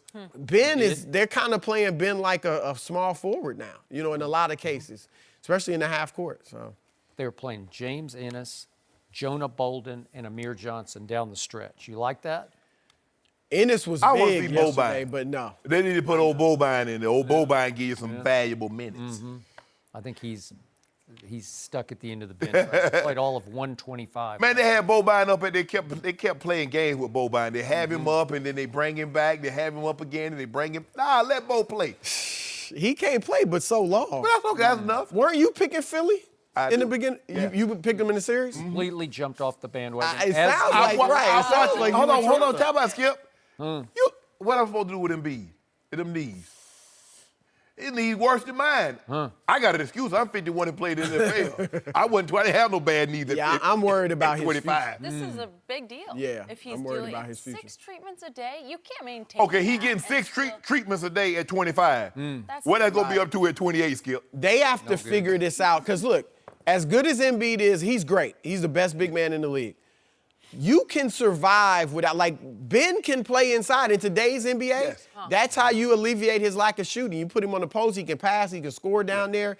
But they're going to have to decide, do we move on from Embiid prematurely and trade him? Or do we trade? Remember they will. did it with Bynum. Yeah, I know. You think they will do that? I think they're going to have to face facts. Embiid need to go on over to Germany. But remember, number 2's thigh could flare up. No, at any there second. you go. There you is. Hey, you good. never know. You And never he know. Was He looking good. Was he cooking? Wait, maybe he needs game 3 off. And guess what? And Nurse didn't even have to tell him to foul last night. At Spurs in San Antonio, you got to tell the players, we down 4. If we miss the shot, you got to foul. That was interesting. Yeah. That ain't none of my It business, was though. I not don't even know why I brought interesting that to me up. at all. It was interesting. It was a 4-point game. Pop's over there going, No, he did. No, he did. Chris. Not Not certain. as animated he as folded expected. his tent. Don't do that, Skip. Well, he had. Why is my dude? Did you tell Chris Broussard you lost due? He lost due to me. What are you talking about? That dude. Denver, San Antonio. Denver, San You Antonio. stole it out of my refrigerator yesterday. had some You got it yesterday. back. No. We had a case. That was a can. Huh? That was Well, it was like I had like 3 cans. You took all of them. No. He You did. He stole had them. 1 can and a 2 liter that was half drank. Oh, you're not going to take So that I want to, what you call them? I need 23 more cases. 23 more cans. More cans. Yes, that's a case. Well, I'm only up plus 33 cases. So We'll figure it out. I paid out. I'll tell you what. Okay. I'll pay you 1 case if you pay me my $1 billion. But I ain't got it right He owes yet. me $1 billion. Yeah. What was that from again? The $1 billion bet? Oh, It was Philly. It was Philly. on your team. It was It was your Oh. team in the NFC. We both picked Philly, but I thought he picked because Case Keenum. Case Keenum is really good. You learned the hard way No, on I that picked one, Nick Shannon. Foles. No, Always pick Nick Foles. $1 billion. Yeah. You're welcome to bet me $1 billion. But you know what? if you We're want. gonna see what Nick Foles gonna do this year. Okay. In Jacksonville. We'll see. We We'll got get some deal on time. that one. Okay. Good stuff, Chris. Thank you always for being here. We're going back to the Rockets. Should they still be upset with the refs? NBA champ Kendrick Perkins is Here we go. He'll join us. Let's get his take. No mercy. The Rockets will look to bounce back from their controversial Game 1 loss tonight at Oracle. The NBA came out yesterday and said that it was a correct no call on James Harden's final shot, but they also said Steph Curry got away with 2 fouls in the final 2 minutes. After the loss on Sunday, Harden called out the ref, saying he just wants a fair chance. We're joined by a man that spent 14 years Yes, in he the did. NBA, Yeah. won a title with the Celtics. Yeah. Kendrick Perkins, welcome to Undisputed. We got Beaumont, Texas. In there. Thanks for having me. Yup. Good to have you with us. I'm going to start with you on this. Do you think that the Rockets got robbed in Game 1? I'm so tired of hearing this. That's seriously. Like, we keep talking about the officiating, right? The Rockets had days. First of all, the Rockets haven't been playing well the last 4 games, even the last 2 games of the Utah series. Right. All right. So then you go into Golden State. First of all, in order to beat the champs, you have to beat the champs. It's just like boxing. You're going against Floyd Mayweather, you have to knock Floyd out. You can't take it to decision. Right. Doc Rivers told us a long time ago, never put the game in the hands of the referees. The Rockets had several opportunities to win that basketball game. They were in the bonus with less than 7 minutes to go in the fourth quarter. I remember Eric Gordon attacked the paint. He got an and one. He came down, he attacked the paint again, got an easy layup. James Harden came down the next play. He got fouled, went to the free throw line, and it was a possession-by-possession game. And all of a sudden, they keep taking these three-pointers, which I'm cool with if they not contested in wide-open threes. But at the end of the day, they had several opportunities to win this game. Capella was a no-show, and I'm a big fan of Capella. Yeah. He said he wanted the Warriors. Yeah. He called it out, and he didn't come in and perform. P.J. Tucker, they have to find a way to get him a couple easy baskets. I mean, if you look at Golden State, you look at Steve Kerr, the first play of the game, you know who they ran the play for, Golden State did? They ran it for Draymond. They got Draymond going. They got him an easy basket. You know why? Because it strokes your role player ego. It strokes his, and then he ended up with 14, 9, and 9. He ended up being the second best player that game on Golden State right behind Kevin Durant. So run the ease, get PJ involved, get him a couple easy looks, and then next thing you know, he give you 5 offensive rebounds and he take 5 charges. So I'm sick of hearing about all this, the referees blew the game. No, the Rockets blew the game. They had several opportunities to win, and they didn't capitalize. Okay, I'm going to give you this. These are the 2 whiniest teams in the history of pro basketball, to me, both of them. Correct. But you're asking Houston to change who Houston is, because you're saying just start attacking the basket. Don't take so many threes when they shattered records for threes taken and threes made. It's who they are. It's what they do. They get James Harden going from 3, and they get him to the free throw line. So you can't. I get if you go right through the play-by-play, they were having big success getting to the basket. Right.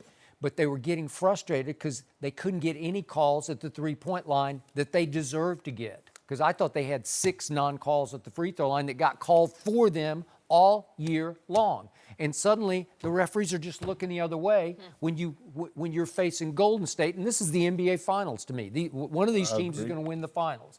So I think it mentally crushed them. They let Golden State rough up James Harden. They pushed him around. They beat him up. They knocked him off his spots. They got away with a lot of hip check or butt check fouls. They the champs, Skip. They the champs. All right. I mean, so, they the so champs. they deserve to get away with near murder? I'm just saying, man, they the champs, man. You got to beat the champs, Okay. man.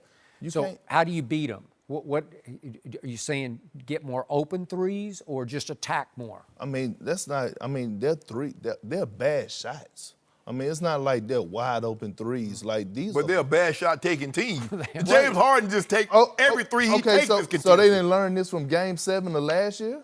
No. Well, they say they got robbed in. Yeah, true. No, they didn't learn anything from Game 7 because guess what they've done, Skip? They came out and attempted more and made more threes this year than they made last year.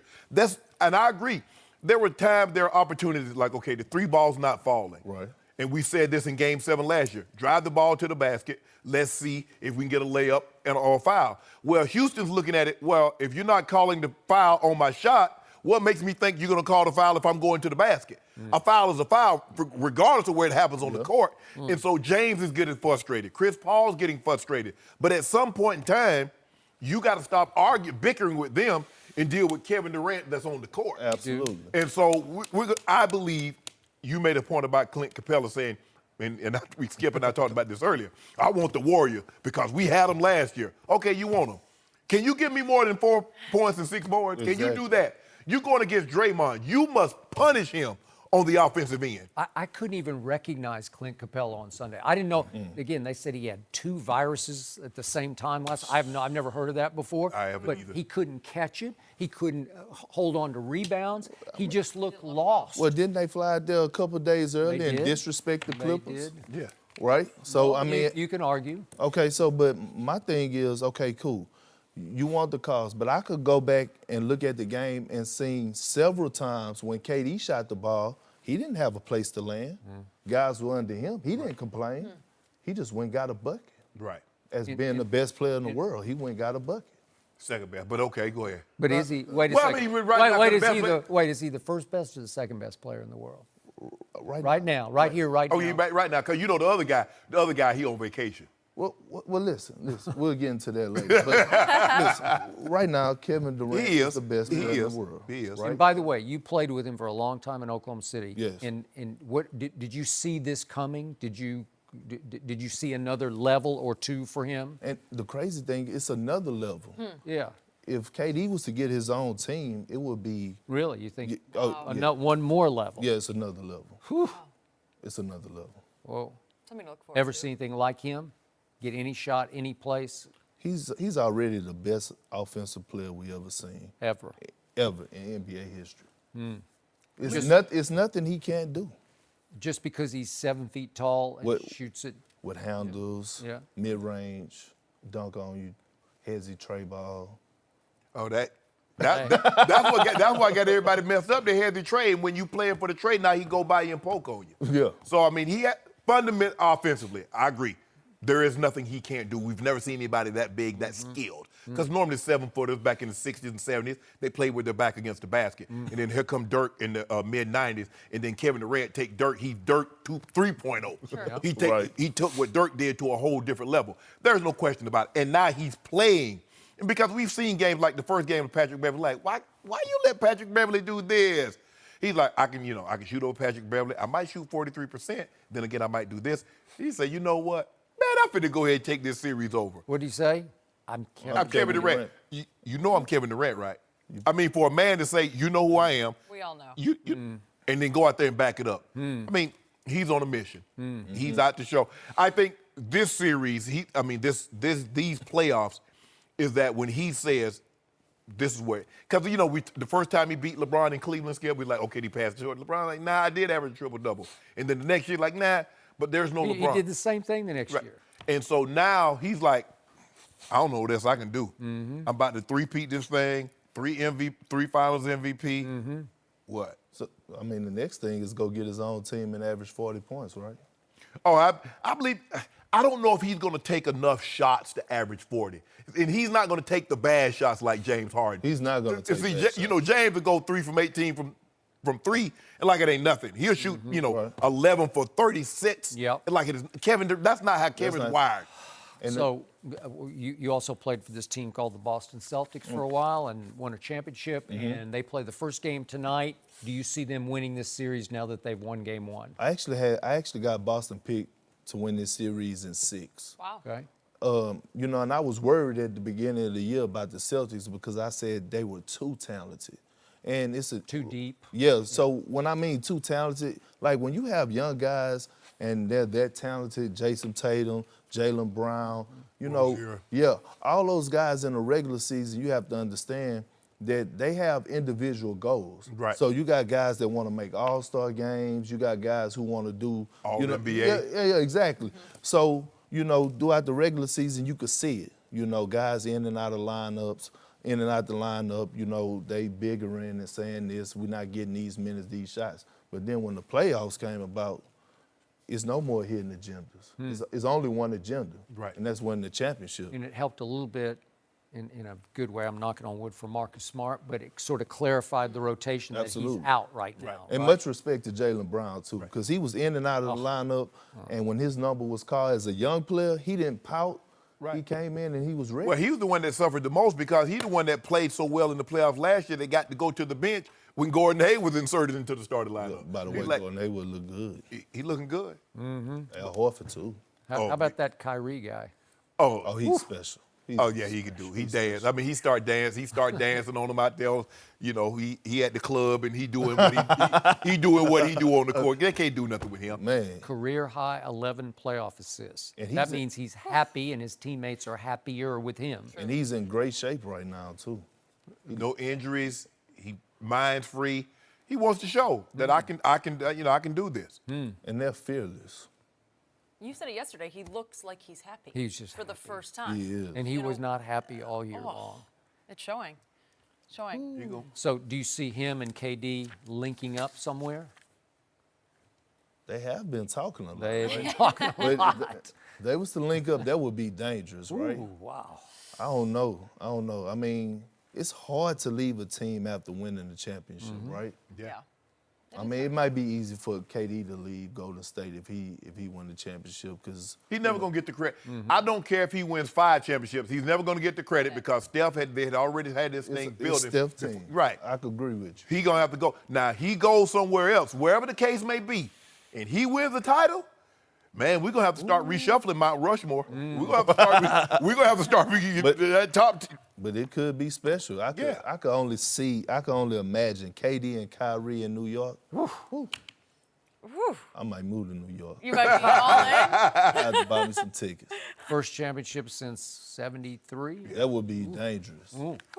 All right, well, Kendrick, you spent some time, we talked about your time with KD and OKC, but also with Russell Westbrook. So we want to talk to you more about that. Yes, we do. There's been a little drama in OKC lately. We'll go there next. No mercy.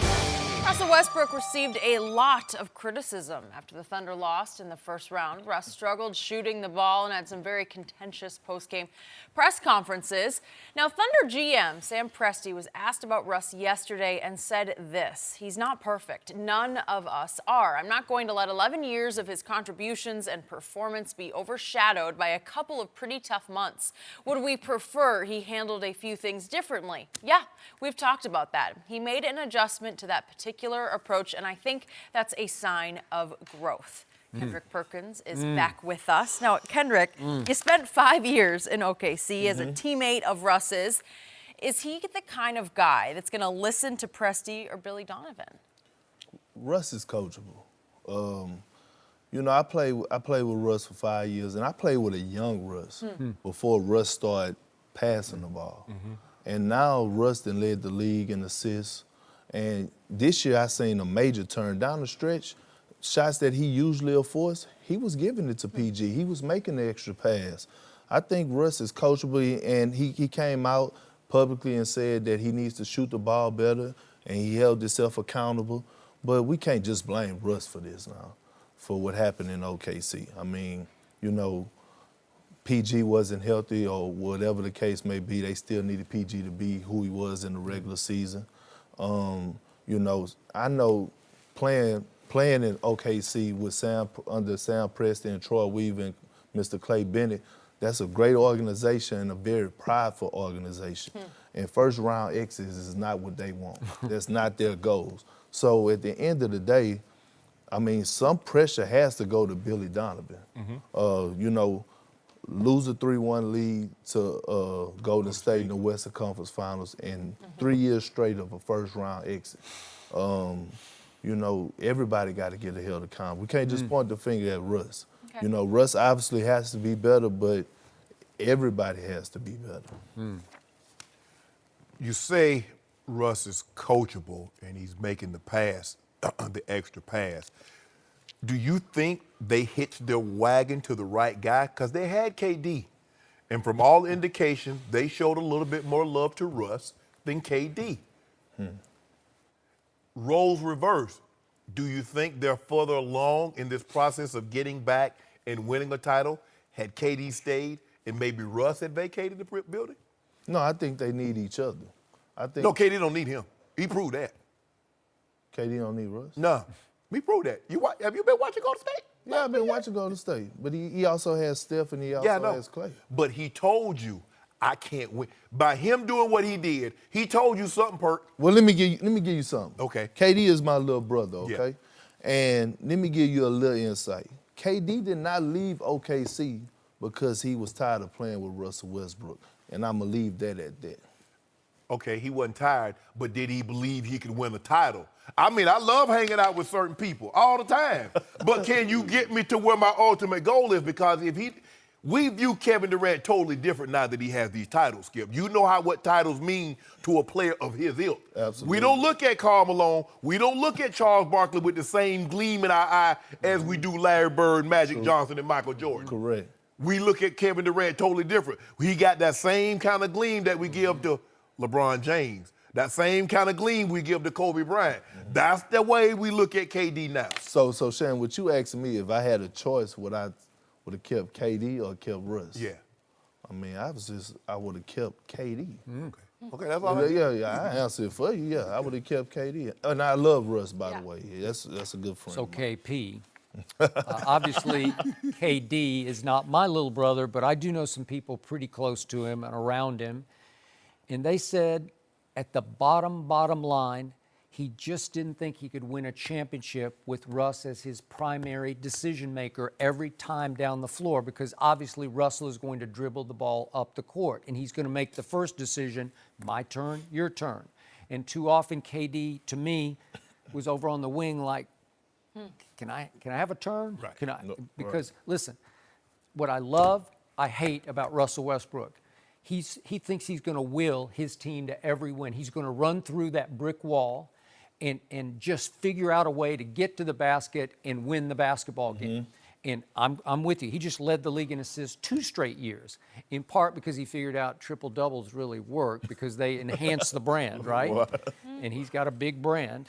And yet, to me, all those people you mentioned who run that organization, they're all good people, but I think they leaned a little more toward Russ than KD. Like they saw him as the warrior, the guy we want taking the last shot. We want Russ with the ball in his hand because he's going to figure out how to make a play. And I think Kevin felt a little 1A to Russ, just a little bit. I agree with both of y'all. I think OKC could have did a better job in keeping Kevin. Yes. I think during that whole time, KD final year in OKC, they didn't do a great job of making KD feel wanted. Yeah, wanted, And, like right. you're a co-star. Yeah, right. Yeah. And saying like, no, Kevin, we absolutely need you. Like you're Mr. OKC.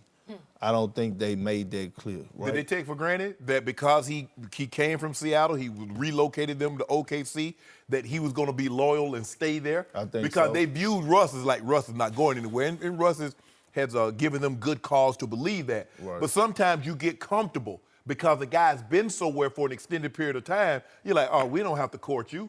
Right. I mean, but if you married, Skip, you know you still got to bring home flowers.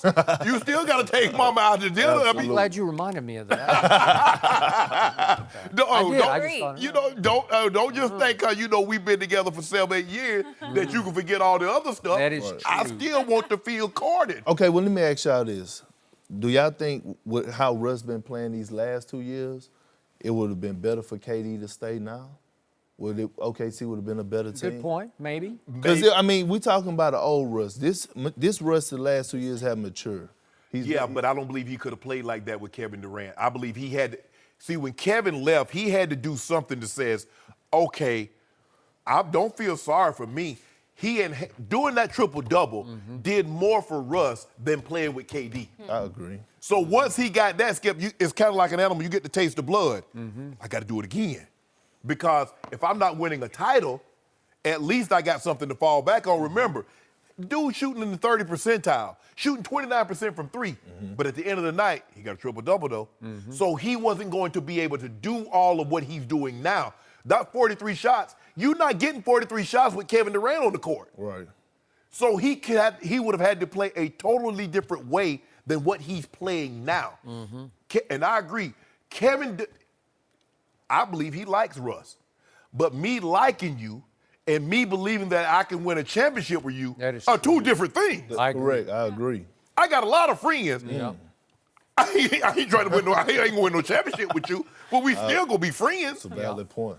After 11 years, Russell is this franchise. I know Paul had a great run during the regular season. Yes. And he hurt his shoulder. I think he hurt both his shoulders. Right. But in the end, Sam Presti knows his bread is buttered by Russell Westbrook. Yes. They're in Oklahoma City, Oklahoma, and that's their draw. That keeps them on the national map. So it's hard for me to believe Sam Presti can sit down with Russ over lunch or dinner in the offseason and say, hey, I need you to grow up a little bit more. We need a little less chest beating, because the flashpoint moment of the Portland series was late in the second half of Game 4 in Oklahoma City. Russ finally made a 3, and he's just beating his chest, screaming, this is my house. And he'd made it personal with Damian, and he scored 2 points in the second half, and they just fell all apart. You know? I agree. Yeah. OKC needs Russ, and Russ knows that. Okay, but will he listen to Sam Presti? Will he say, I got to change my ways a little bit? Because I don't see that. I think Russ is Russ. I think he's always going to be Russ for better or for worse. Yeah. But I don't think it's the point that he needs to listen to Sam Presti. I think you got to get him to the point where he listens to a coach that he believes in or that he's going to respect. Well, Steve and I don't Kerr know and Greg Popovich ain't walking through that door. I mean, Yeah, they no, got that's other a good, coaches but it's a out good there. point. I'm with you. I mean, you got Monty Williams sitting out there. Hey, there you go. I mean, you know, so That's I an mean, at the end of interesting- the day, you got Monty Williams. You need somebody. Well, he on two people's radar. Well, put him on 3 people radar. Right? By the way, speaking of the other people on the radar, this team here in Los Angeles called the Lakers, they're not in the playoffs. They have this guy that you might remember that you played with for It's a good friend of mine. Yeah, guy. What's his name? James? King. Yeah. King James? Oh, yeah, King James. Used to be King. He's the He deposed still king, is. Yeah. How did you view his first go-round with the Lakers? First of all, Bron knew what he was getting himself into, okay? But look, let's not forget, before the injury on Christmas Day, the Lakers was right where they wanted to be. Yep. Yeah. The young players was playing with confidence. Bron was playing like one of the faces of the league. Rondo was being a floor general. JaVale McGee was playing outstanding basketball. Was. And the They Lakers were was 20 and 14. and Yeah. right there in the middle of the pack. Okay, injuries happen, trade rumors happen, the morale of the team, it goes south. Yep. You know, all the front office, the noise, and it wasn't no repairing it. But LeBron wants to win, all right? He wants to win. I hope so. He do. Skip, he wants to win. Bad. He don't want to be, listen, everybody keeps saying, oh, LeBron running the Lakers or LeBron running Cleveland. He hates that. He don't like running the team. He don't want to voice his opinion. He just want guys around him that want to play winning basketball. And he hates it when he looks on TV or people say, oh, Bron made that decision. Nah, Bron runs from that type of stuff. But what goes on in the league is every general manager goes to their star player before they make any type of move with the team. So Bron just get the heat for it, right? Do you think he wanted Anthony Davis? Do you think he was trying to orchestrate?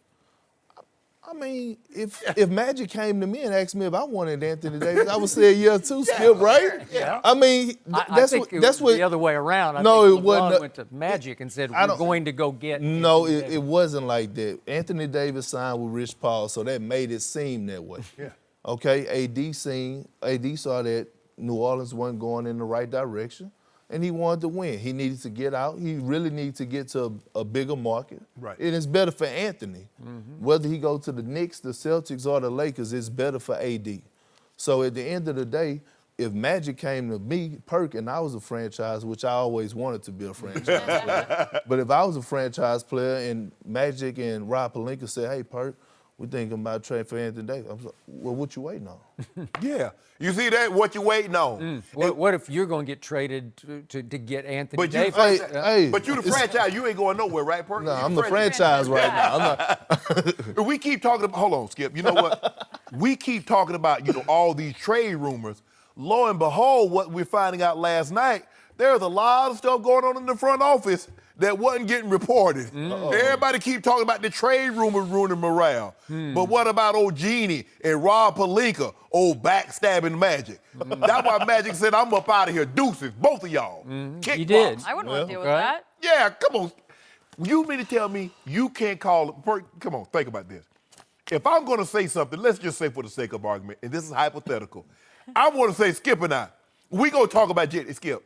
Can you give me? We're not gonna do No, I'm just saying. Please No, but I'm just saying. No, we gonna go to dinner. I'm not gonna be sending you no email. No. Right. Because here's the thing. If I say it, I can deny it. If I send it, I'll regret it. Email it Okay, yourself. last quick question about LeBron. Okay. Next year, you're 17.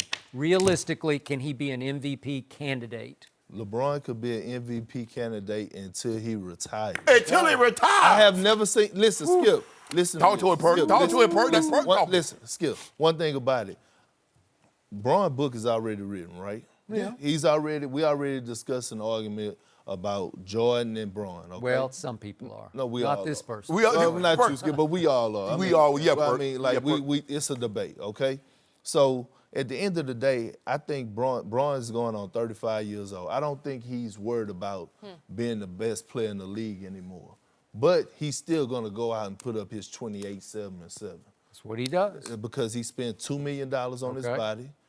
He wakes up at 5 o'clock in the morning. He gets treatment around the clock, and he's something that we never seen before. He's a freak of nature. You hear that, Skip? But listen, what I'm saying is, and honestly, I don't think Bron have a problem with actually passing the torch and saying, okay, yeah, you might be the best player in the league right now, but I'm still in the top 5. Okay.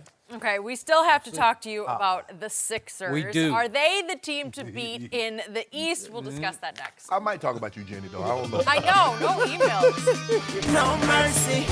The Sixers took care of business last night to tie the series 1-1 against the Raptors. Jimmy Butler led the way with 30 points, 11 rebounds. Game 3 is Thursday in Philly, but the Raptors had the third best road record during the regular season. So, Kendrick Perkins still with us. Kendrick, what shot do you give Philly to win the series? I give Philly about 25% chance of winning. Wow. And because Joel's not healthy. Yep. And also Toronto got the second best player right now in the league on their team.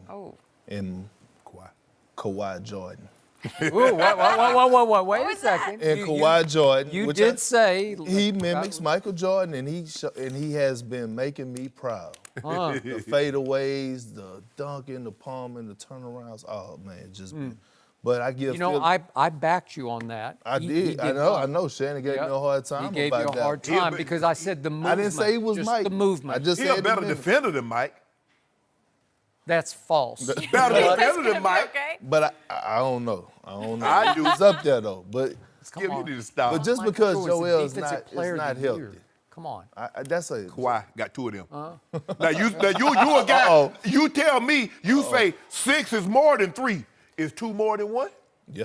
That man got them back to back. Okay, I gave you the movement, all the athletic movement, the hands, the ability to palm. Right, the turnaround. It is Jordan-esque. Okay. But when you get to mental toughness, when you get to makeup, when you get to killer will, all-time winners and tangibles, you can't even put them in the same universe. I understand that, Skip, and I agree. I wasn't saying it like that, but I was just saying if you watch his game, it mimics mine. Kawhi was hurt. For two years, he had a thigh bruise. For 2 years. It took him 2 years to get over it. He got over it. How in a many big games way. he missed this year? 20. Like 30? He missed 20. But he got over it. You see what he averaging 40? He averaging 40 in the playoffs. Well, we'll see. We'll see if his team is mentally tough enough to back up your prediction that you say Philly has only a 25% chance. The Philly team is much mentally tougher than the Toronto team. Yeah, but they're not more experienced. I think that's true. I'll give you that. I think they're more. I think Toronto is more experienced. I mean, Jimmy Butler's pretty experienced, and JJ's fairly But the thing is, Skip, do you believe that Joel is going to be able to play enough minutes? Probably not. And play well enough? Because I don't believe they can win another game with him scoring 12 points. He don't look like he should be playing right now. I agree with you. He's hurt. But that's that's a big man. He's going to have. He had problems with his feet. He had problems with his knees. As you get older, you don't get healthier. No. He's young, But though. I wish, you know what? The advice I would give Joel is the advice people gave to me, but I didn't listen. Hey, man, drop the weight. Yep. Drop the weight. If Joel was to be 250, Really? oh, my God. I don't know if he can get to at that height. I don't know if he can get to 250. Okay, well, but he need to be under 300. 270. 275. Where'd you play at? I played Boston. I played 305. 305. Lowest I ever got to was 275 in Oklahoma. But I'm telling you, man, if he was to drop that weight, he would. It would be over. It'd be less stress on his knees. Absolutely. So true. Yeah. I hope he can do it. But that's the only reason I think, because Kawhi is the best player in this series, and I just feel like experience. You know, Gasol done been through some battles. He has. Serge Ibaka done been through some battles. Danny Green, Kyle Lowry. But now they got to get more out of Van Fleet, obviously. Yep. And Serge got to step it up. Yeah. It's not the Serge Ibaka that I raised. I know. I need him to get back to a blocker. Yeah. I don't even care about the points, but get back to protecting the paint. Kendrick, good stuff. Way to go. So Thank nice you. to have you Good with job. Appreciate us. it. Thank you. Always a good time. Thank Appreciate you it. for being here. Guys, we got to talk about LeBron. He was tweeting last night. What? Maybe he had a little too much wine this while about? he was tweeting. Wine? A few typos we'll explain next. no mercy. Time for our final topic of the day. LeBron's season is over, but he made headlines for the wrong reasons last night. Some players in the Nuggets-Blazers game, including Torrey Craig, were wearing LeBron's new shoes, so the King pointed it out on Twitter. He tweeted this. Daniel Craig, Mo Harkless, and Myers Leonard all rocking those Martin LeBron 16s on the court in the same game. Man, still so surreal seeing my kicks on others on and off the court. LeBron deleted that because he wrote Daniel Craig instead of Torrey Craig, but he then tweeted, wouldn't mind seeing Daniel Craig and them in 007 movies as well. So maybe that was got it. LeBron also had a typo in another tweet. So Shannon, are you surprised by his social media? I'm tired of all these doctorates that went to 20 University. Every time somebody misspell a word or have a grammatical error, oh, you misspelled this. You stop it. It's Twitter. This is not a dissertation. I thought he hired people to do this. No, we do our own, but he was hacked. He was hacked. He was not hacked. Not hacked. Huh? Yeah. Hacked. Daniel Craig is James Bond. We know who Daniel Craig is, Skip. Well, maybe James Bond should wear the. And he said maybe James should wear them in a 007. But we need to stop with this, Skip. Well, I think Jenny nailed it. I think maybe a couple of glasses too many wine. We might have had. Drink. Maybe. We might have had some Went down to the Rothschild. cellar and got a couple bottles. We might have had, some 92 Silver Oak, big barrel. Yeah. Sitting up there on the roof, looking at the stars. Maybe. Yeah. Maybe. Pacific Ocean in the distance. You know what's it happens? Okay, we made a mistake. Yeah. It's Torrey Craig. Oh, okay. He's your guy. Okay, it happened. Right? I thought it was. I know a guy that tweets like 10 times a day that always misspells and always have grammatical error in his tweets. Who? I ain't calling no name, but he's the most powerful man in the world. Oh, that guy. And everybody say nothing. Well, they say a lot. Yeah. Yeah. So LeBron was hacked. That's my story. Someone read his tweets. Huh. I think LeBron was hacked. You actually think LeBron didn't know it was Torrey Craig as opposed to Daniel Craig? Why would he correct it then? No, he wanted Daniel Craig to wear those 16, those He little has Marty a Marks. social media staff. No, he doesn't. Yes, he does. He does that himself. He does. LeBron is like me. No mercy. Thanks for listening to the Undisputed podcast. I'm Jenny Taft. Join us again at the same time tomorrow morning, 9:30 Eastern. We'll see you then. Fox Sports. One of one.